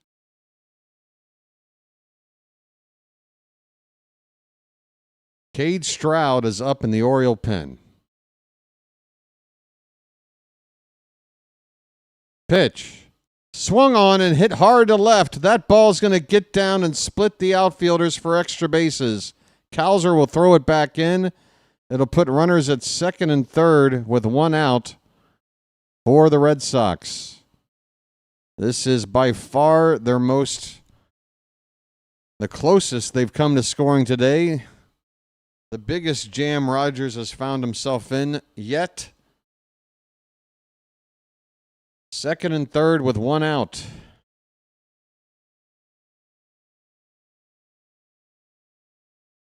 Cowser with that barehanded pickup of the ball off the wall and firing it back in.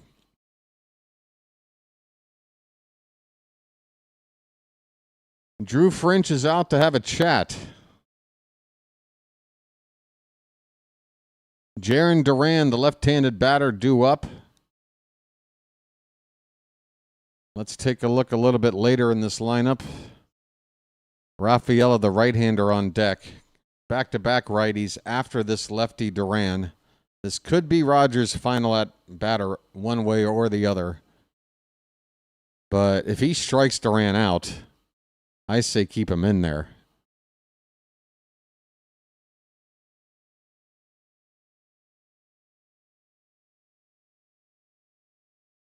Noise here at Fenway.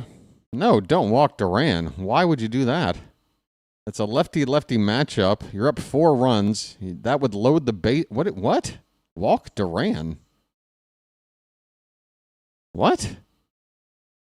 Surely you jest.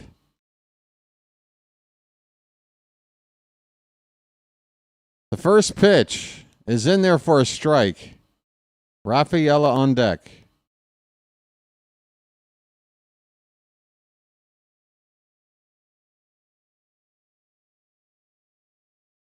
The 0-1 pitch. Swing and a miss. Oh, that slider sweeping across the zone and wound up half a foot outside. Duran, no chance. It's 0-2. We want the strikeout.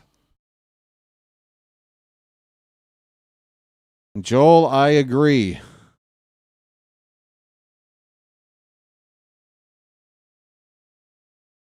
The 0-2.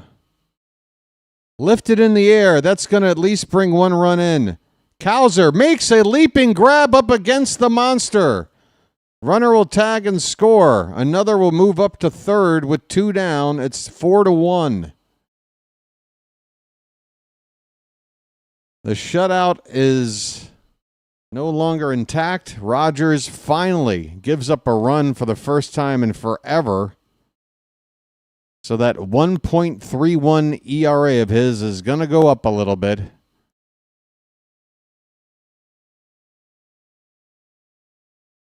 We have 2 down in the inning now.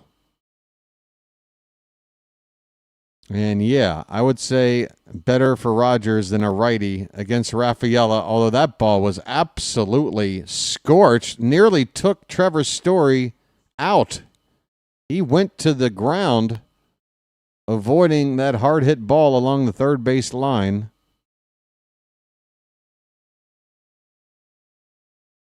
Oh and 1 to Rafaela. Pitch. Swing and a miss. The high cheese. It's 0-2. One more strike, and Rogers gets through 7, folks. Come on.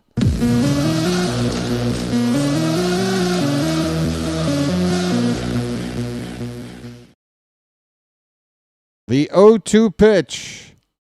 Swung on and missed. Strike 3. Trevor Rogers, take a shower. You're my hero. Another brilliant outing. 7 innings, 1-run ball. His ERA has ballooned to 1.41. Unbelievable. 7 strikeouts in 7 innings, 4 hits, 1 walk. Trevor. Holy cow, lock him up.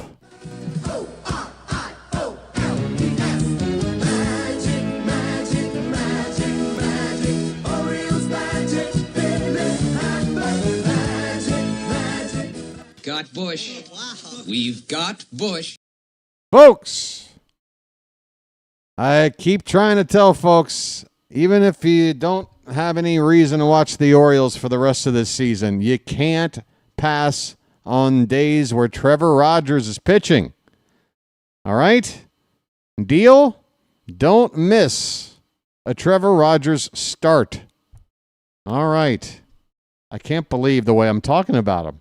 This time a year ago, if you would have told me I'd talk about Trevor Rogers like this, I would have said, I'll have what you're having, because it's got to be some pretty good stuff. It's amazing. I mean, nobody, and I mean nobody, could have predicted success like this. Folks, we've hit 3,270 subscribers as the sub count is ticked over the next rounded up to 10 number there. 3270. Do I hear 3280? Folks, subscribe. What's not to like? Trevor frickin' Rogers.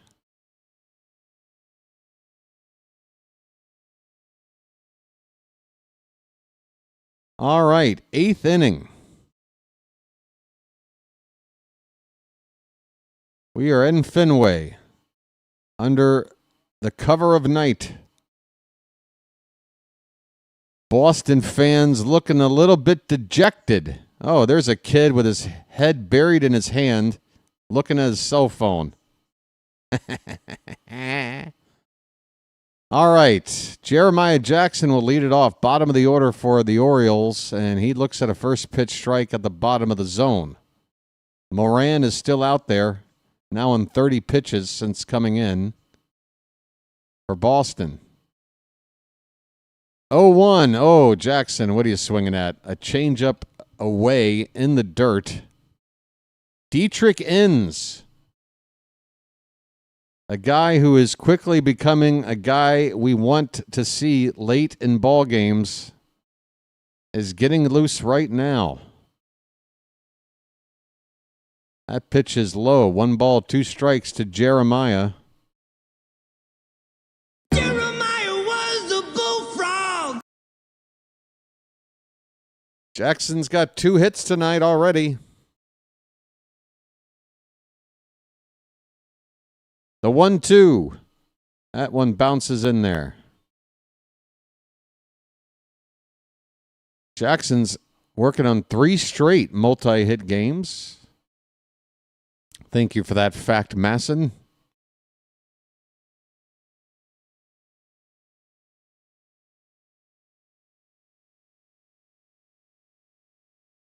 Two the count. The pitch. That one's lifted out of play, foul.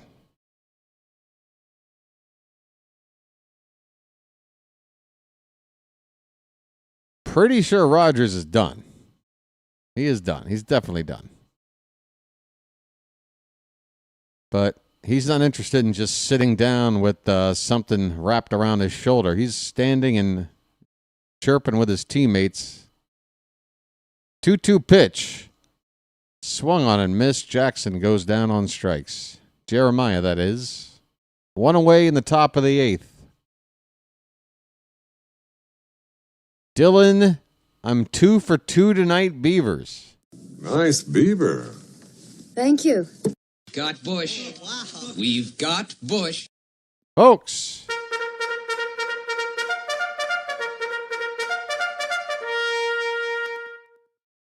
First pitch to Beavers. Outside for ball 1.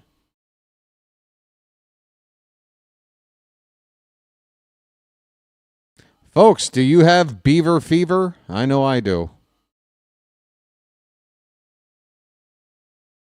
The 1-0.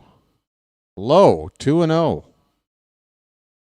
I got to tell you, Beavers and Basayo, they look so much more major league ready at the plate to start their careers than just about any of these high prospect Orioles we've seen called up the last couple of years. I'm talking Westberg. I'm talking Cowser. I'm talking Holiday. Even Gunner. Like, Beavers and Basayo, again, very short sample size, but it's the kind of thing where you're going to pick up on it quickly, if at all. And Beavers just drew a 4-pitch walk on the lefty versus lefty matchup, which is why it's the perfect nickname for a Baltimore player, Matt. Beaver Fever. Folks, if you experience Beaver Fever for more than 72 consecutive hours, please consult your local pharmacist for an ointment. It'll take care of it. They have an over-the-counter ointment for such a thing. Here's Dylan Carlson batting right-handed against the lefty Moran. And he takes ball one. Carlson's 0 for 3. Catcher Narvaez out to talk to Moran. Sigourney Beaver. Hey, Beaver Busters, starring Sigourney Beaver.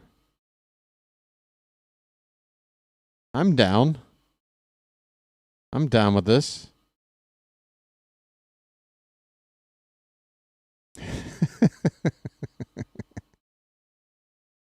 Eh, boy. 1-0 the count.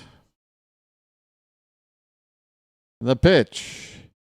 Taken for a strike.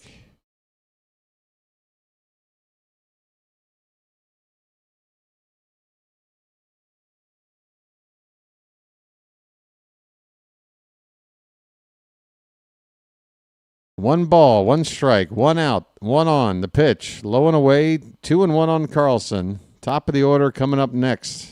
4-1 Orioles in the top of the 8th. Another gem tossed by Trevor Rogers tonight. 7 innings of 1-run ball. Looking to take this opening game of this truncated 2-game series. We will guarantee a split with just winning the first game and set ourselves up to split at the worst, sweep at the best tomorrow.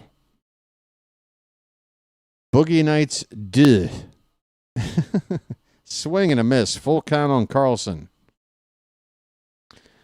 BW, do you know you're helping my team tonight? God bless the Orioles. Well, I try.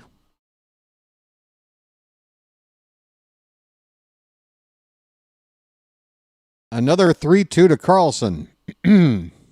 He tried to check his swing, but he went around. A strikeout, 2 away. Jackson Holiday coming up for perhaps the final time tonight. 2 down here in the 8th.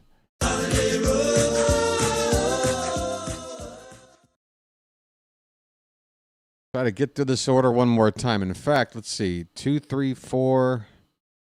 And we're going to need a couple more base runners to get Basayo up one more time tonight. Holiday hit a ground ball right to second. That'll end the inning. We're going to the bottom of the 8th. Folks, the Orioles lead at 4-1. It looks like Dietrich Enns, yep, there he is, making his way out of the bullpen in right field.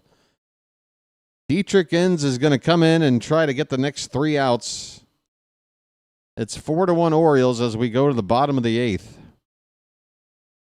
Let's see who's due up for Boston.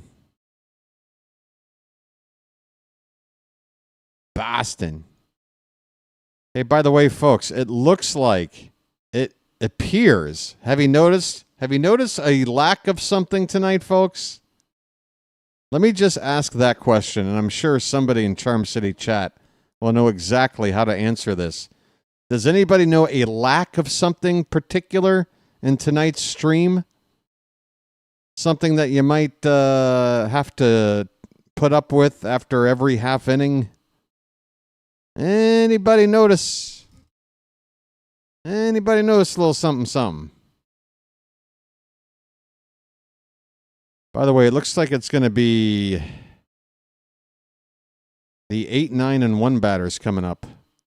8, 9, and 1 batters due up for Boston. That's good. Hey, thanks, Derek. Joel's got it. Patrick knows. Yeah, folks, it looks like the 2 or 3 day whatever money that Red Hot Sauce or whatever the hell paid ESPN to play a Harry Belafonte ad. You want to talk about ad nauseum?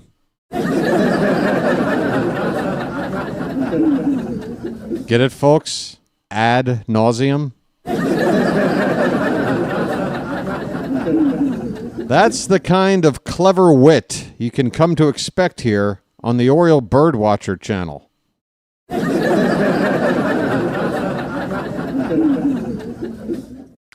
So, it would appear my hat is a little bit askew.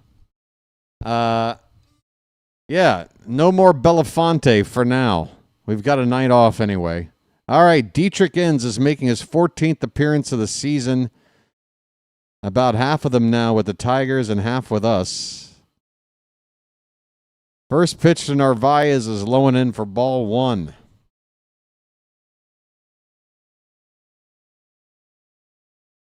Eight, 9, and 1 due up for Boston. Narvaez is 0 for 2. Pitch. Low. Come on, Inns. Throw strikes. That's 2-0. Harry Beaver Fonte. Oh, boy. Oh, boy. The 2-0. There's a strike. Heater right down the gut.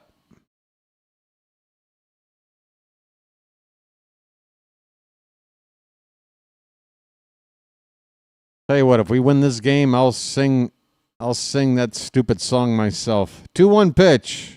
Come on, Ends. That one is low and in. 3-1.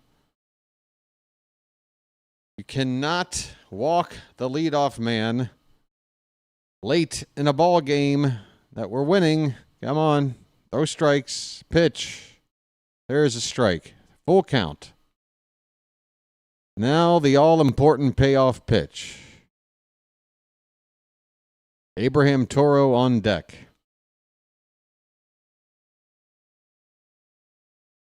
The 3-2.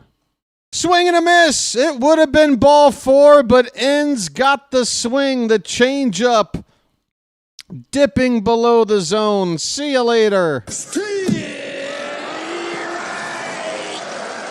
Well, y'all come back now, you hear? Well, y'all come back now, you hear? How about this? Peace, love, dope. Now get the hell out of here. Hit the bricks, pal. You're done. Here is Toro batting right-handed and a swing and a miss. Another changeup from Inns. Boy, he disguises it well. Toro did not see changeup on that swing. 0-1 pitch. Another one. Low and laid off this time. 1 ball, 1 strike.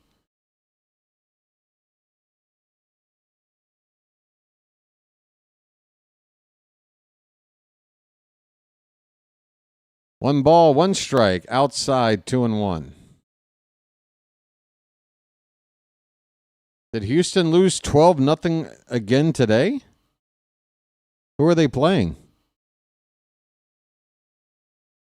2-1 pitch. I guess I should look at the out-of-town scores. That ball's hit on the ground, foul, third base side. 2 balls, 2 strikes to Toro. Phillies are up 12-5 on the Mariners in the 9th inning. White Sox have a 10-3 lead on the Braves in the 6th. Royals up 4-2 on the Rangers. That's also in the 6th. Rockies and Dodgers tied at 2 apiece in the bottom of the 3rd. Brewers shut out the Cubs earlier today, 7-0, after finally taking a loss yesterday. 2-2 to Toro. In on the hands, he fouls it back. Pirates beat the Blue Jays 5-2. The Tigers shut out the Astros 10-0. All right, so that would be a combined. It was 12-0 yesterday, so that would be 22-0 combined, right? Still, that's got to be rough for Houston. The Cardinals beat the Marlins 8-3, and then coming up in about 10 minutes, the Reds will play the Angels. The Guardians out in Arizona to take on the Diamondbacks. Giants and Padres are also going to play. 2-2 is low and in. Full count on Toro. Now I'm seeing Milwaukee-Chicago postponed. So was that other game from yesterday? I don't think so. Maybe they had a doubleheader but can only fit one in? I'm not sure. 3-2 pitch is fouled away. It's still a full count on Toro. 1 out, nobody on in the bottom of the 8th. Yenier Cano is up in the Oriole pen. It would appear he's the guy they want for the 9th, although he could come into the 8th if Innings gets into trouble. Ground ball to third. Vasquez, bounce throw to first in time. Nice play by Vasquez. He knew exactly what he was doing with that throw. He threw that ball on a bounce where it would give a nice hop to the first baseman. That's the way you get him. Mountcastle on the other end of it for the second out here in the 8th. Back to the top of the order, Eaton at the plate. First pitch swinging, he fouls it away. Now Eaton, is he a switch hitter? Wasn't he batting left-handed earlier?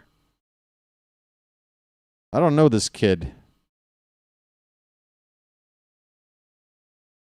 No, he's a right-hander. For some reason, I remember him batting left-handed earlier. Oh, well, that doesn't make sense. We had a lefty Rogers on. Here's a ground ball to Gunner. He's got it. Over to first. Oh, that's close, and he's safe. Gunner, what happened? It's a routine grounder. Gunner, you've got the arm for it. He didn't have to throw off balance. He didn't have to go in the hole. Oh, he may be out. Let's challenge this. It's late enough and it's close enough. Challenge this. We may not win it, but it's worth trying.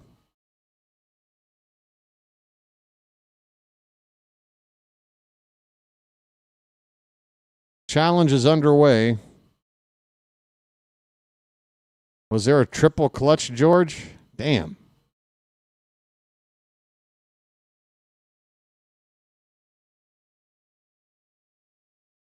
All right, slow this down. And the foot is not on the bag yet.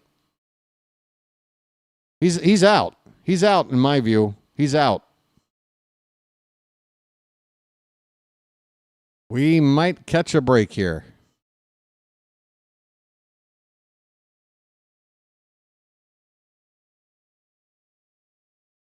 Come on, overturn this call. You know you wanna. Yeah, buddy. The call is overturned. You are out, Mr. Eaton. 2 away. No, that's it. 3rd out of the inning. Folks, we're going to the 9th. Orioles 4, Red Sox 1.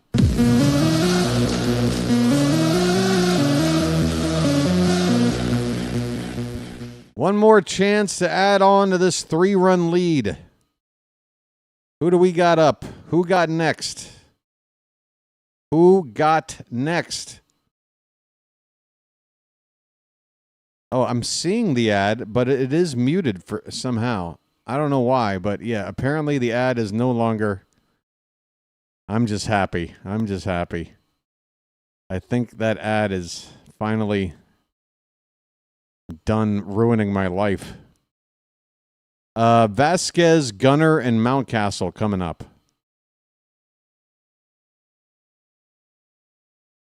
Man, I hope Westberg. That's the one thing.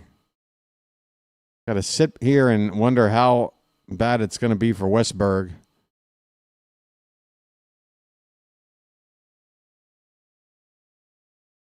In his last 5 starts, Trevor Rogers has gone 35 innings. That's 7 innings per start, and he's only allowed 4 runs.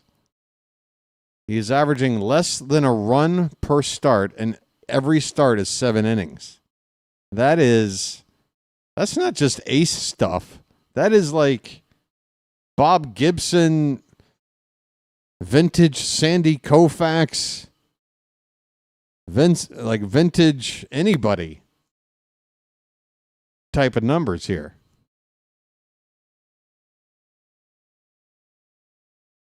I forgot Gunnar has a homer and a triple tonight. He's got the tough part of the cycle out of the way, but he's not going to get 2 more trips to the plate. All right, top of the 9th. Jordan Hicks. He was with the Giants at the start of the season. Another guy who came over at the deadline. He's on in relief. He's had some time as a starter and a reliever.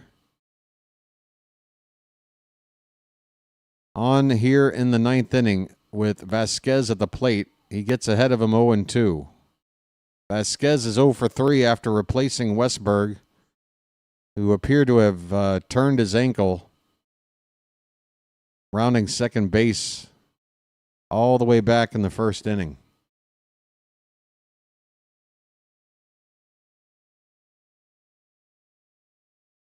Worst part about all that was that he hit into a fielder's choice that shouldn't have been a fielder's choice.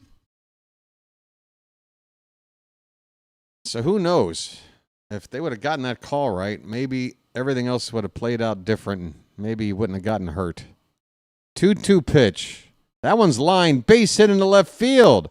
Vasquez, that one's going to go past Duran and bounce up against the wall. Luis Vasquez joined the party. A leadoff double in the 9th with Gunnar and Mountie to follow. Folks, splash it up. Splish, splash, I was taking a bath. Oh, he's part of the Devers deal. Part of the Devers deal. That makes sense. There's probably a couple of other guys on this roster that came over in the Devers. What all did they get back for Devers? Gunnar just got hit on the foot with a pitch on the first pitch. And he will take a base, first and second, with nobody out. And Vasquez's average now up to .095 with that double.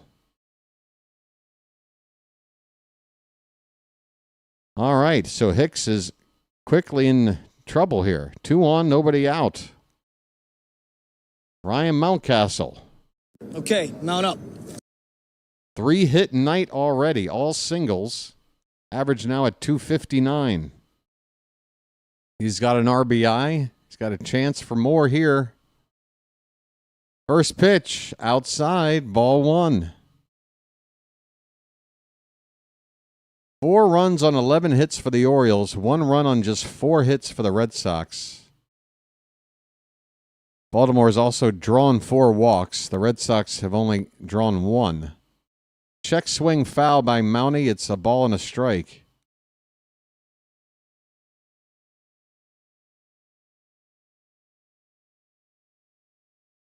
Infield playing pretty much straight away here. Outfield, center fielder slightly into right center.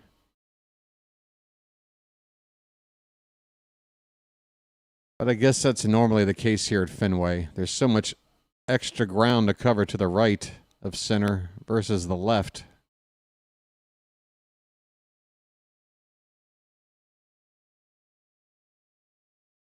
One and 2 on Mountcastle, and my stomach is growling. I want some food. Payoff pitch. Hit on the ground, foul. We'll do it again. We're in the top of the 9th, folks. The Orioles took 2 out of 3 from the Mariners in the final series at home. Hit the road to Houston this past weekend. Took 2 out of 3 there. Could have made it a sweep. Just couldn't figure out how to get a ghost runner in to save our lives in extra innings. And that only loss in Houston. The other 2 games we absolutely dominated. Now I got a 4-1 lead here against Boston. All 3 of the teams that we're talking about are playoff bound as of right now. So Mountcastle strikes out, 1 away. He chased one in the dirt. And that'll bring up Colton Cowser, folks. Last chance to get some moves. And here's the deal. If Cowser can just avoid a double play ball, Basayo's going to get 1 more at bat as well. First pitch to Cowser's on the inside edge for a strike.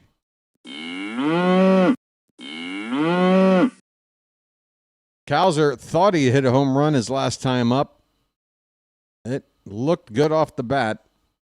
That one's low and away. 1-1 the count.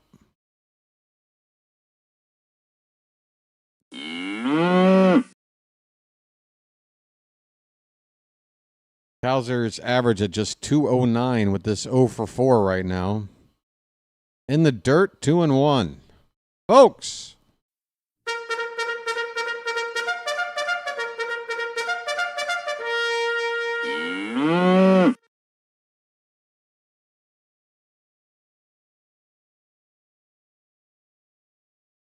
Hicks from the belt. The 2-1.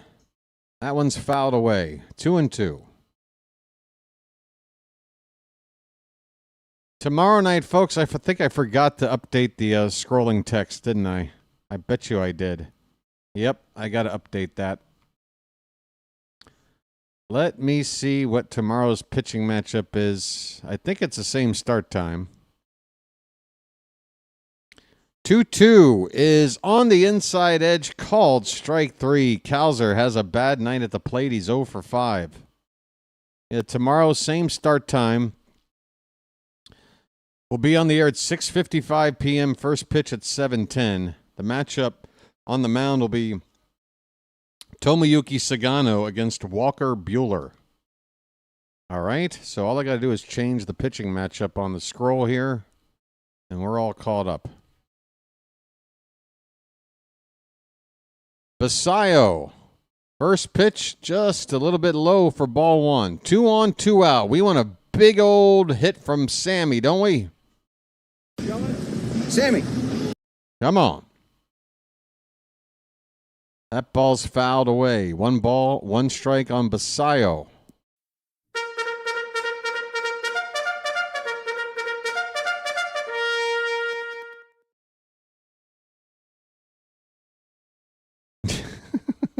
Okay. 1 ball, 1 strike. Pitch. Lifted, foul. It's 1-2. 98 on the fastball there from Hicks.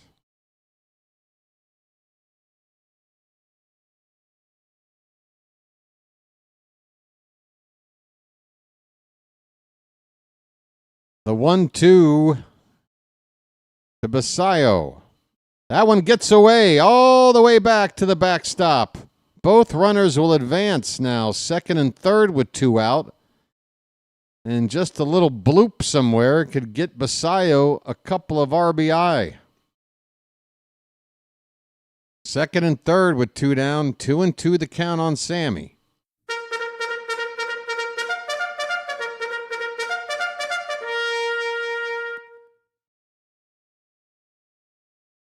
The pitch.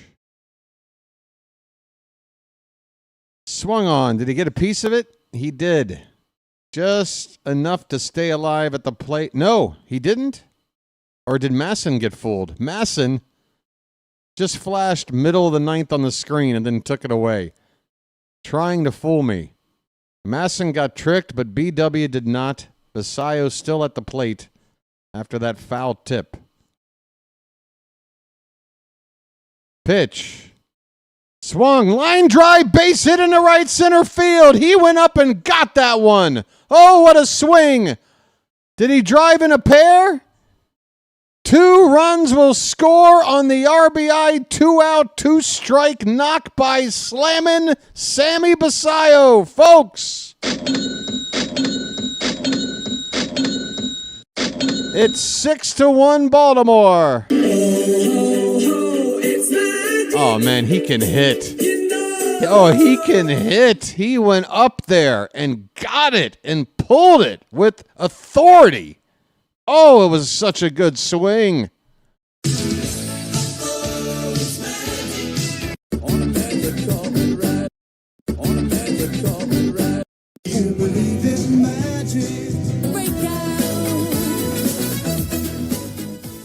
Man, oh man, we've got ourselves a ball player. 2 RBI night for Basayo. Here's Jeremiah Jackson. He's already on an 0-2 count. 6-1 Orioles in the ninth. Check swing. Did he go? No. Jackson's got a 2-hit night.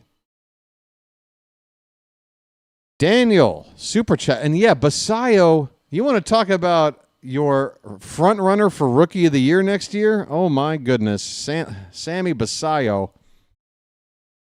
Again, no offense to Dylan Beavers, but man, oh, man. Daniel with a super chat saying, keep up the great job, BW. Daniel, you know damn well that is my mission, to keep up good work, call a good ball game, entertain you guys, experience the ups and downs of this team together. And right now I'm feeling pretty up, considering this team is not going to play in October. That ball's lifted into left by Jackson, but it's not deep at all. It'll be caught out there by Duran for the final out here in the top of the ninth. But the Orioles add on. It is no longer a save situation. And it looks like they're going to bring Dietrich Inns back out for another inning of work. I don't know how I feel about that. I would kind of rather preserve Inns. If you send him out for another inning here, he definitely won't be available tomorrow. If you go to somebody else, we've got a 5-run lead. If they get into trouble, we should still be able to turn to yet another guy before. I don't know about Inns for another inning. I mean, he's going to get the job done, I think. I don't want to waste the pitches. I want to save them. It's a minor complaint. It's not the worst thing. Let's just get this win. Folks, I think we can hit 150 likes. What do you say? We got 140 plus likes here. There's over 170 people here, which means if I do some quick math, a few dozen of you out there have yet to hit the like button that could, and only 9 of you need to in order to get the likes up to 150. Somebody just took theirs away because I brought up the like count. Thank you. That's awfully kind. Lets me know that all this work is for good reason, so you can have a laugh. By the way, you took yours away. 3 more have come back in, so I'll take that trade. We are 7 away from 150 likes. Make it 4 away. My goodness. I love watching these. We just passed 150. That's all it took. You guys are fantastic. And I want to thank you very much for that. I really do. Great stuff. I offer you the opportunity to join me in glorious battle. Do I have 3 dislikes? Oh, I get dislikes. It's normally the same people hate watching me every game.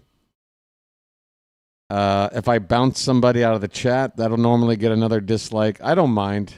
I hope those folks know that to YouTube, dislikes are equally measured as likes according to their algorithm, because they understand people out there like to hate watch. And if you're hitting the unlike button, you're still engaging. Roman Anthony's at the plate. Dietrich Inns is on the mound for his second inning of work, and he has worked it to a 1-1 count after that pitch. 2, 3, 4 hitters due up for Boston here in the ninth. The 1-1 in there for a strike. Anthony is 1 for 3 tonight.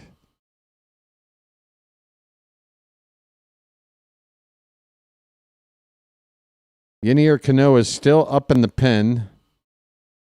Might Inns only be in here to get the lefty Anthony out, and then they go to Cano? Could be the case. I don't know why else Cano's still getting warm. That pitch bounces in there for ball 2. 2-2 to Anthony. Yeah, Slater, I've got the same thing. I've got the little extension that lets you see dislikes. I got one too.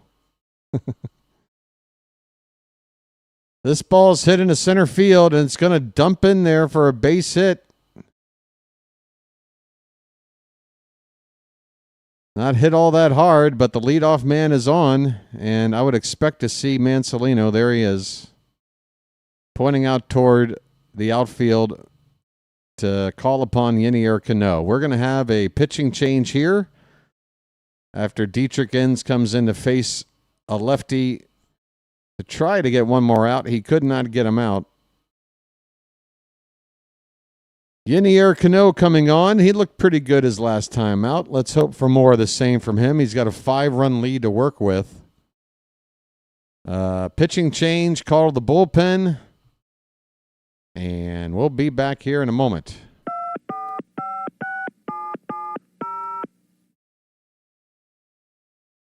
Folks, we've up to 3,273 subscribers. If you want to see that sub count move on my screen here, unfortunately, I've got a cheap little free app that only updates every 10 new subscribers. So we have to get to 3,280 to see that number move. Took me a little while to figure it out. But now I know. Why does it say Bregman there? Is he due up next? Or do I need to refresh this? I'll refresh it just in case.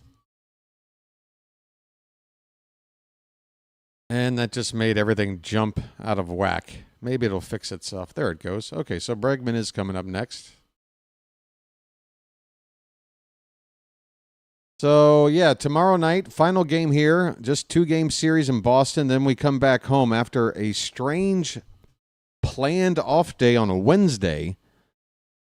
Other than the All-Star break, or maybe the first week of the season, first week or two, I can't remember the last time I've seen a planned off day on a Wednesday. It's a weird schedule. Off day Wednesday followed by back-to-back 4-game series at home. 4 against Houston and 4 against Boston. So we are looking at we're looking at 13 straight games against 2 teams. And so far, we look like we're about to go 3-1 in those 18 games or 13 games. Here's a pop-up. First pitch. Foul ground. Vasquez at third. Makes the catch. 1 away. Bregman retired easily. That's how you want to start the 9th. Folks, I feel a win coming.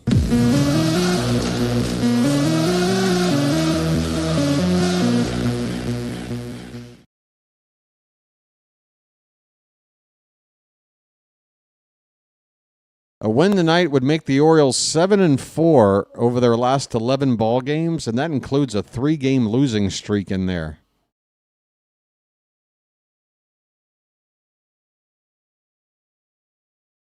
All right, Cano.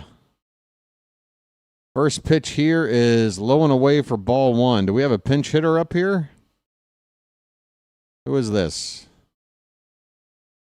No name on the screen, no name on the jersey. Help me out. That pitch is a called strike on the outside edge. It's Nathaniel Lowe. Nathaniel Lowe is up to pinch hit for Romy Gonzalez. Left-handed batter. Runner at first, 1 out in the bottom of the 9th. The 1-1 pitch to Lowe is low from Cano. Don't you know? The count is 2 balls, 1 strike. A win would get us back to a single digit under 500 on the season. 9 games under. 2-1 pitch. Hit foul, 2-2. Lowe started the season with the Nationals. He was an off-season pickup for them. Didn't work out. Hit just .216, or at least that's where he sits right now. 16 homers, 68 runs batted in. Oh, that's right. Wasn't it a situation where somebody, Nathaniel Lowe was just out and out DFA'd, I want to say. So Boston is the one that claimed him? All they got to do is eat his contract?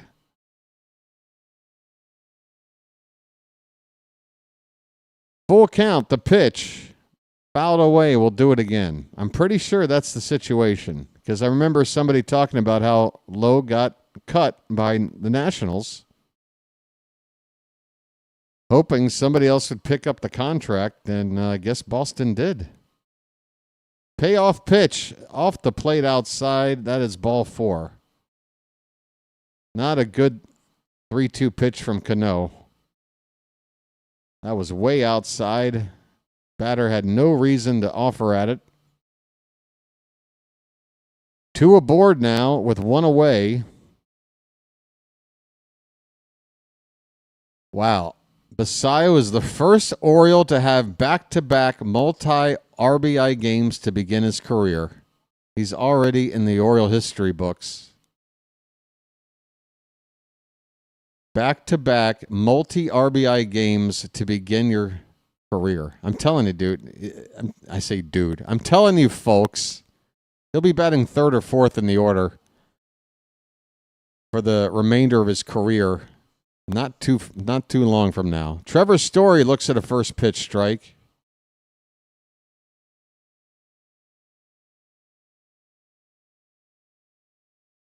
Next pitch is hit in the air. Pretty deep right center. Oh, not that deep.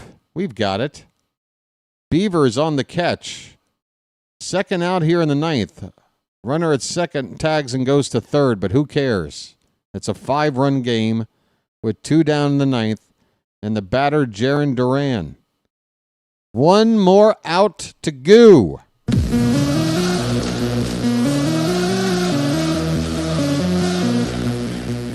Close the door. Close the door. Close the door.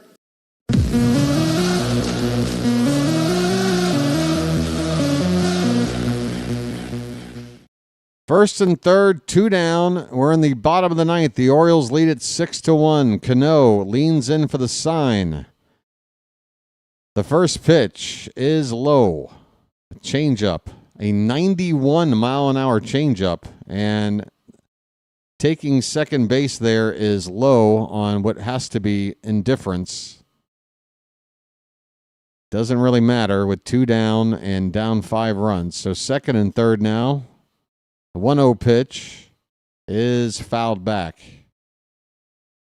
1 ball, 1 strike on Duran. He's 0 for 2. Must have had another plate appearance with something. A walk, maybe? Oh, he had a sac fly back in the 7th, driving the only run of the game for Boston. 1-1 pitch is high. 2 balls, 1 strike. Once again, tomorrow, the second and final game of this series, Tomoyuki Sagano will be matched up against Walker Buehler.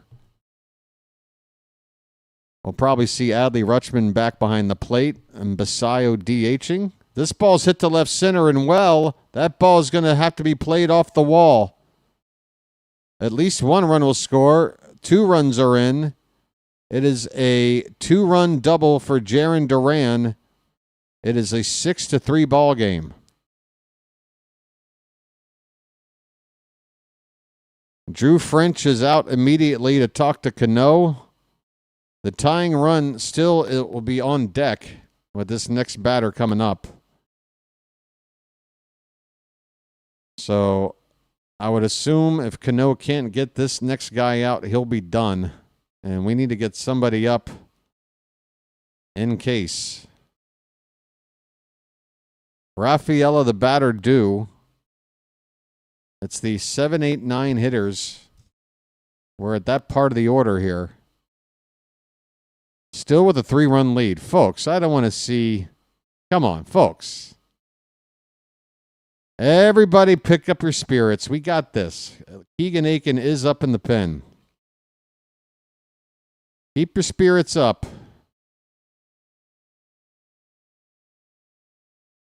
We built a nice lead here to be able to absorb something like this. We just need 1 more out. And again, if Cano can't get Rafaela here, I would think he's done for the night. The worst thing Rafaela can do is make it a 1-run game with us still in the lead. So hang in there. Rafaela 0 for 3 tonight. First pitch is low, ball 1. All right, Orioles fan, you said he sucks. You said get the loser out of there, and now you said horrible pitching. I think you've made your point. Let's try to enjoy the final out of the ball game. 1-0 pitch, low and away, 2-0. Crowd is making noise. They sense that Cano is in trouble. Hang in there, guys. Damn. 2-0 pitch. In there for a strike. That was a get-me-over fastball. Looks like our oldest Chapman is up now in the Red Sox pen. The 2-1. Laid off a slider. The appeal, he did not go. It's 3-1 on Rafaela. Folks, turn your TV volume down and just leave it to me. Hang in there. 3-1 pitch. Hit on the ground, broken bat to third. Vasquez goes to first in time, and this ball game is over. The Orioles in the win column. They've won 7 out of their last 11 ball games, and they take the first here in Boston. Final score, Orioles 6, Boston 3. Hey, he finally threw it. God, it's over. We won. Enough with the Cano hate. Enjoy it. Jesus Christ. Good Lord.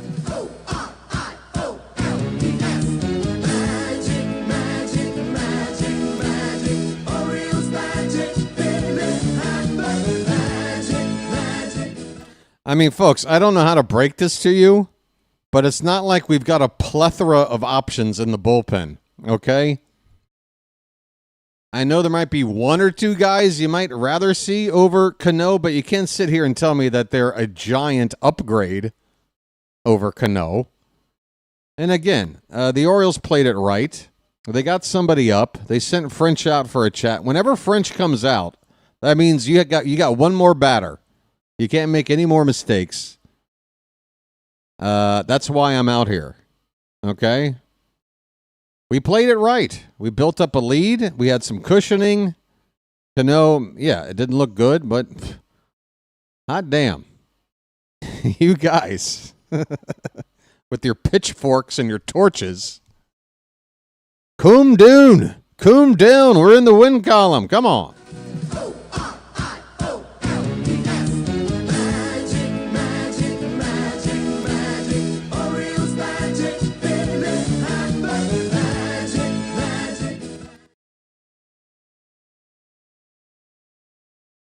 Final score, Orioles 6, Red Sox 3, DFA the bum and call ice. Oh, my. Right. Rogers gets the win. He is now 6-2. Dustin May the loss. He's 7-9. Rogers, every time he pitches, is my player of the game. There's really not much else to say. Gunnar Henderson led the offense with a home run and a triple, 2 for 4, scored 3 runs and drove in 2. But folks, even without Gunnar's contribution, this game is still won, and the reason why is Trevor Rogers, 7 innings of 1-run ball. His ERA now at 1.41, 98 pitches, struck out 7, walked 1, and that 1 walk was like the last batter he faced. He was phenomenal. Again. Oh, folks. I could get used to this. Dietrich Inns pitched an inning, gave up a run. Yenier Cano. See, here's what I don't understand. Inns pitched 1 inning, gave up a hit, and gave up a run. Yenier Cano pitched an inning, gave up a hit, and gave up a run.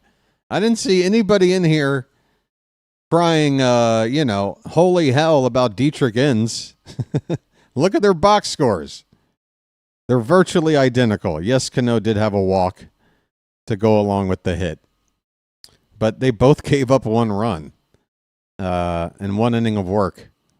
Actually, there does need to be an asterisk because the 1 run charge to Inns was an inherited run that Cano received coming in after that first batter. Inns gave up that hit. Yeah, Bam, I'm covering my tracks. Bam. See, you should have gotten that comment in 10 seconds earlier. It would have hit me harder. I caught myself, Bam. All right? But still, the point is, That's what the pitching line says. Okay, 1 inning, 1 run for Inns and for Cano. Yeah, Cano didn't look great tonight. Look, he's got a 5.5 ERA. I don't have him in my plans for 2026. I don't.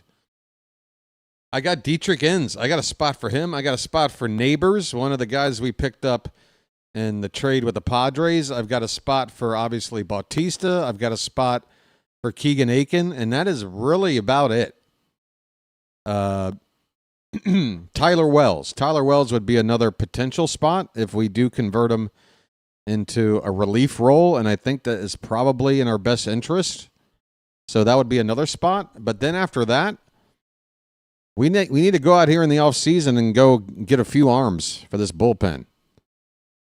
And I think Cano probably needs to move on. I think we've seen the best of Cano, and it's already been a couple of years since that best. So anyway, it's been a good night. We'd have the division wrapped up if it wasn't for Cano.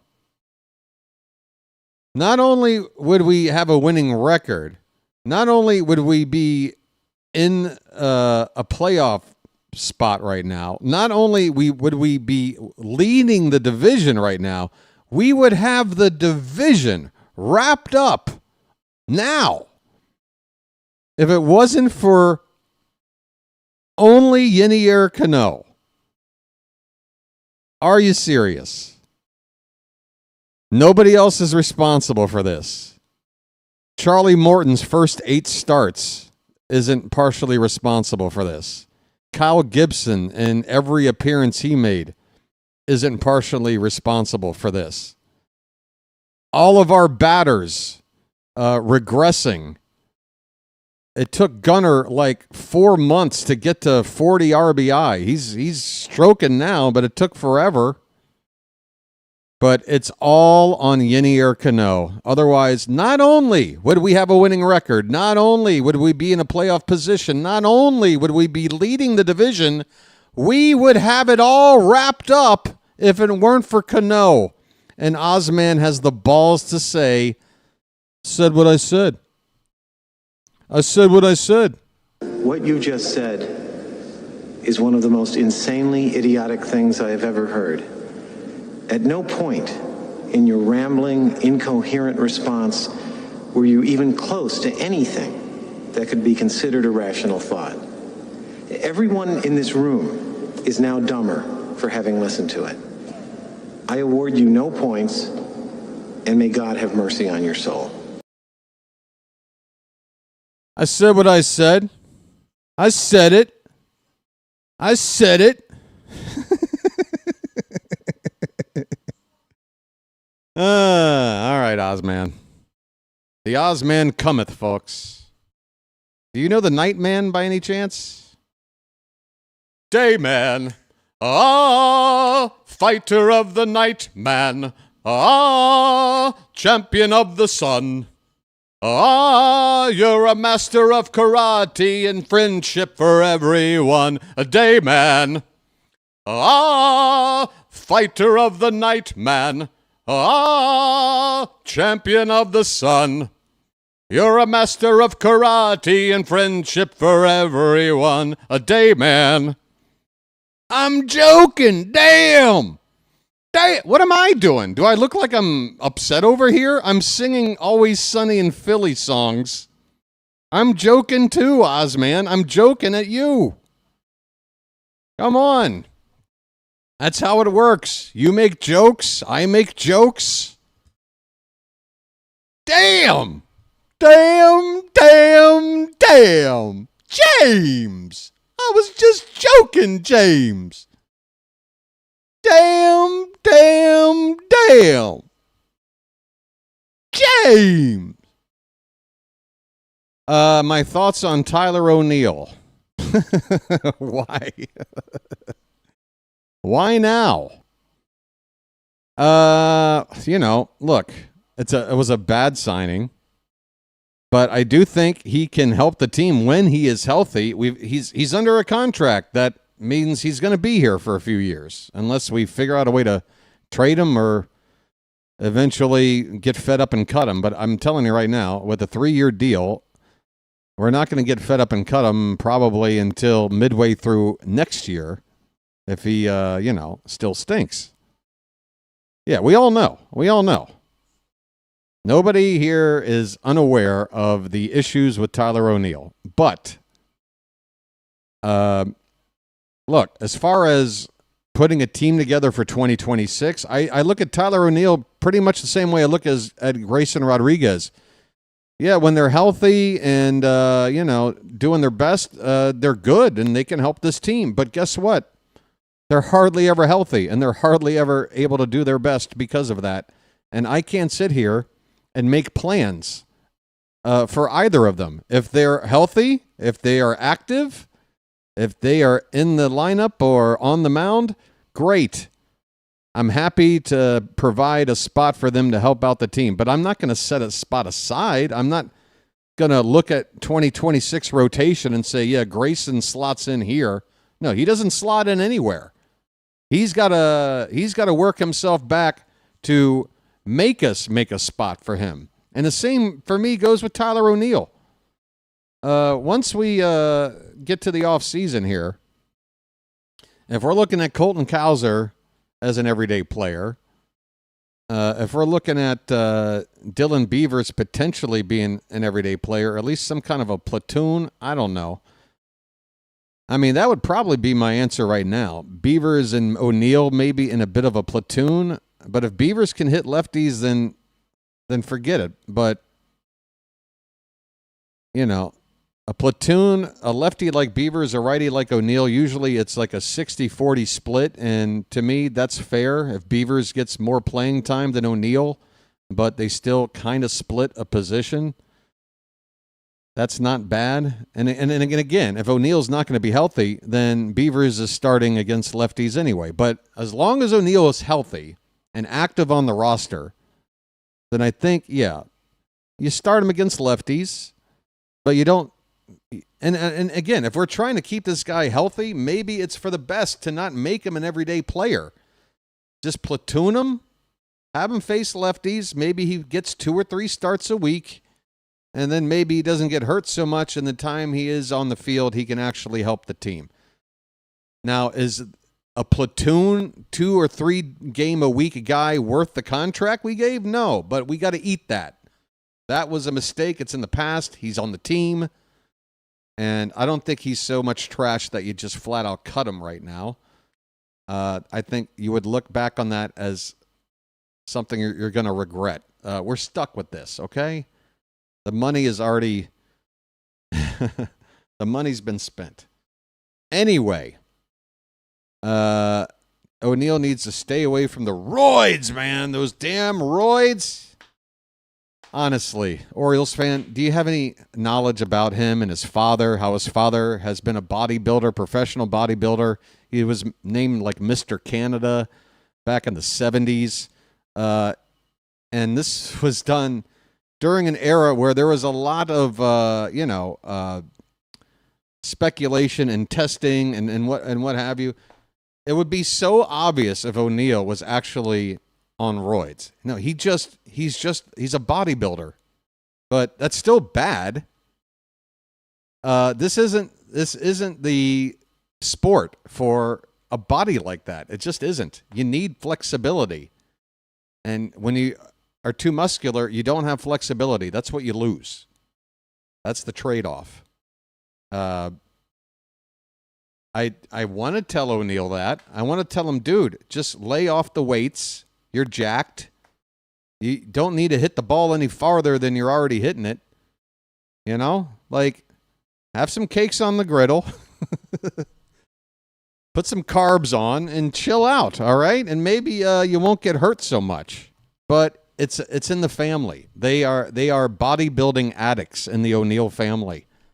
And Elias had to know that when he scouted him and targeted him as a free agent pickup. He had to know all this stuff.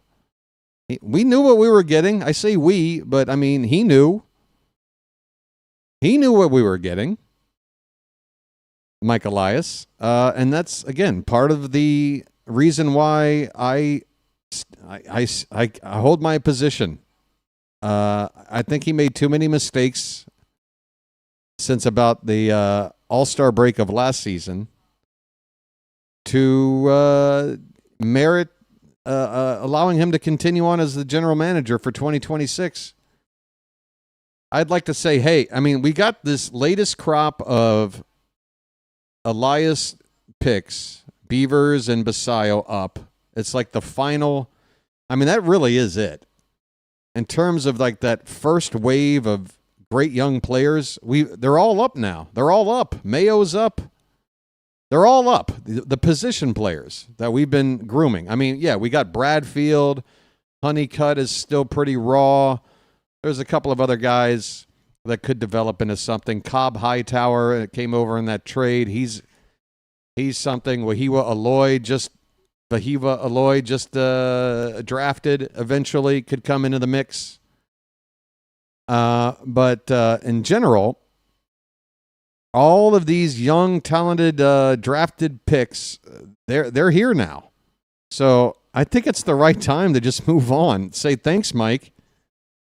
You drafted well, but we need somebody else in here that knows how to manage this roster 100%. Not just doing well drafting position players, because he can't seem to make a trade to save his life. We got that Corbin Burns trade. I still think it was a decent one for what we got, what we gave up. I think it was fair. I think that's what you would expect to give up. And, if we didn't have the right ace to go after this offseason, I wouldn't mind another Burns-like situation. I'm different than a lot of people on that. A lot of people complain about a one-year rental. I don't.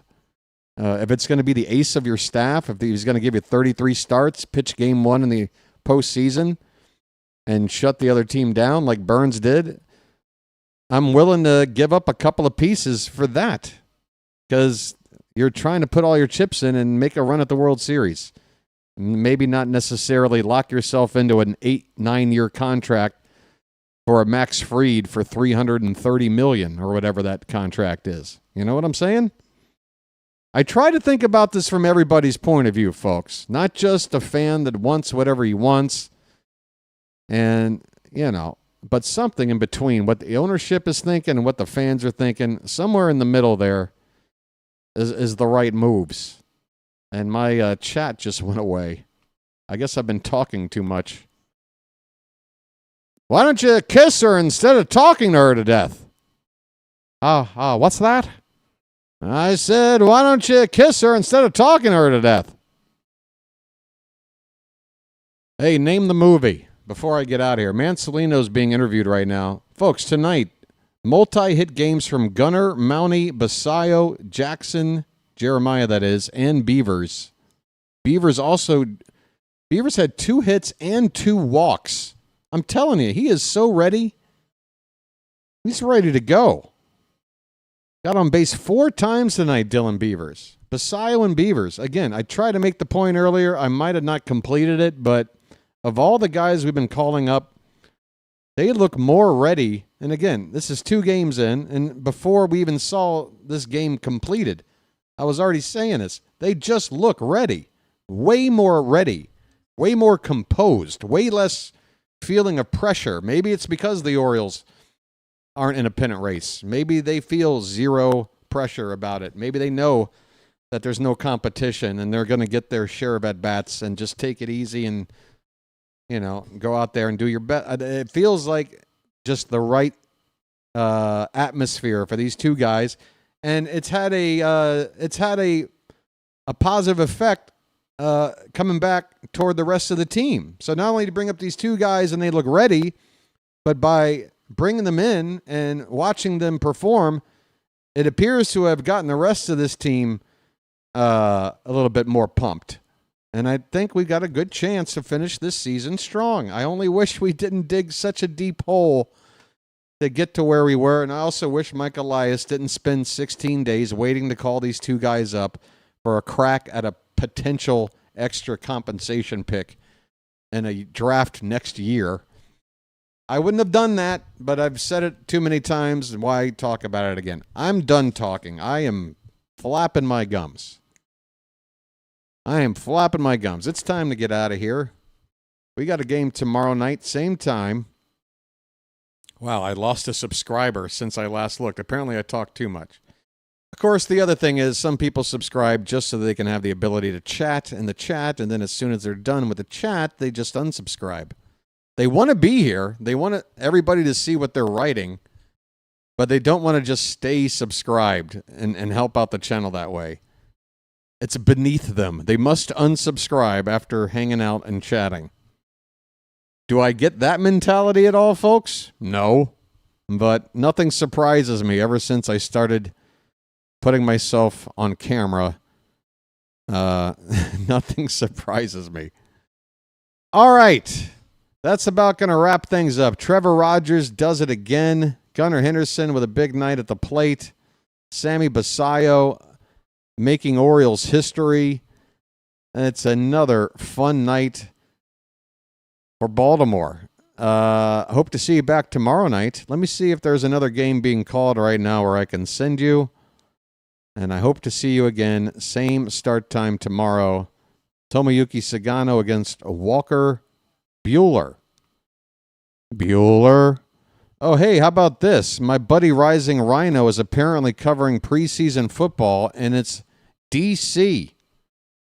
The Washington Commanders are apparently in the middle of playing the Cincinnati Bengals. Ew. And there's about a quarter left in the ball game. So if you want to catch the fourth quarter of a preseason game of football, or you got nothing but fifth stringers out there, Rising Rhino will give it to you, okay? All right, there is that, and that should do it. Folks, I want to thank all the mods here for another great job of work in the Charm City chat, keeping the chat nice and charming. I want to thank everybody for hitting the like button, getting that up. We had a super chat tonight as well. Thank you for that. And just to say it over the microphone once tonight, Alexander Supertramp, Chris McCandless is somebody very near and dear to me, and I didn't know him personally, but his story resonates with me in a very personal way. I read Into the Wild, God, I don't know how many years ago, but, well, let's see. If I backdated from the movie came out, what, like 06? So I think I must have read it around 03. Anyway, if you're not familiar with Chris McCandless or the story Into the Wild, it's a tragic story, but it's also one maybe you can identify with. I don't know. I really do. He left to find a better life than the one that he found himself in, and he went on some adventures. He left on a pilgrimage to find himself, and he had a lot of adventures along the way. He kept a journal, and many of those entries are in the John Krakauer book, Into the Wild. Unfortunately, he was a little bit too inexperienced to go up into the Alaskan wilderness and try and survive up there. And he lost his life up there on the Alaskan Stampede Trail 33 years ago today, August 18th, 1992. But I have nothing but the deepest respect for Chris. I feel like I understand him. I identify with that guy. And every year, I usually wind up picking up the book again and reading it. Probably will. It's kind of how I wound up out here in Thailand, folks. I didn't go completely off the map like he did. I mean, look at me. I'm on the internet. I can't imagine what he would have done if he were still around in the age of the internet and smartphones and all this stuff. I don't think it would have gone over well for him. But anyway, I'm still trying to figure out how to get the best out of life with all the noise around. And yeah, just want to tip my cap to Chris McCandless. Passed away 33 years ago today. Take care of yourself, Chris, and thank you for teaching me a few things. Probably the number one thing, which was one of his final entries in his journal, just the very simple thought that happiness is only real when shared. That's a big one. All right, folks. Sorry to get all touchy here at the end, but that's my boy.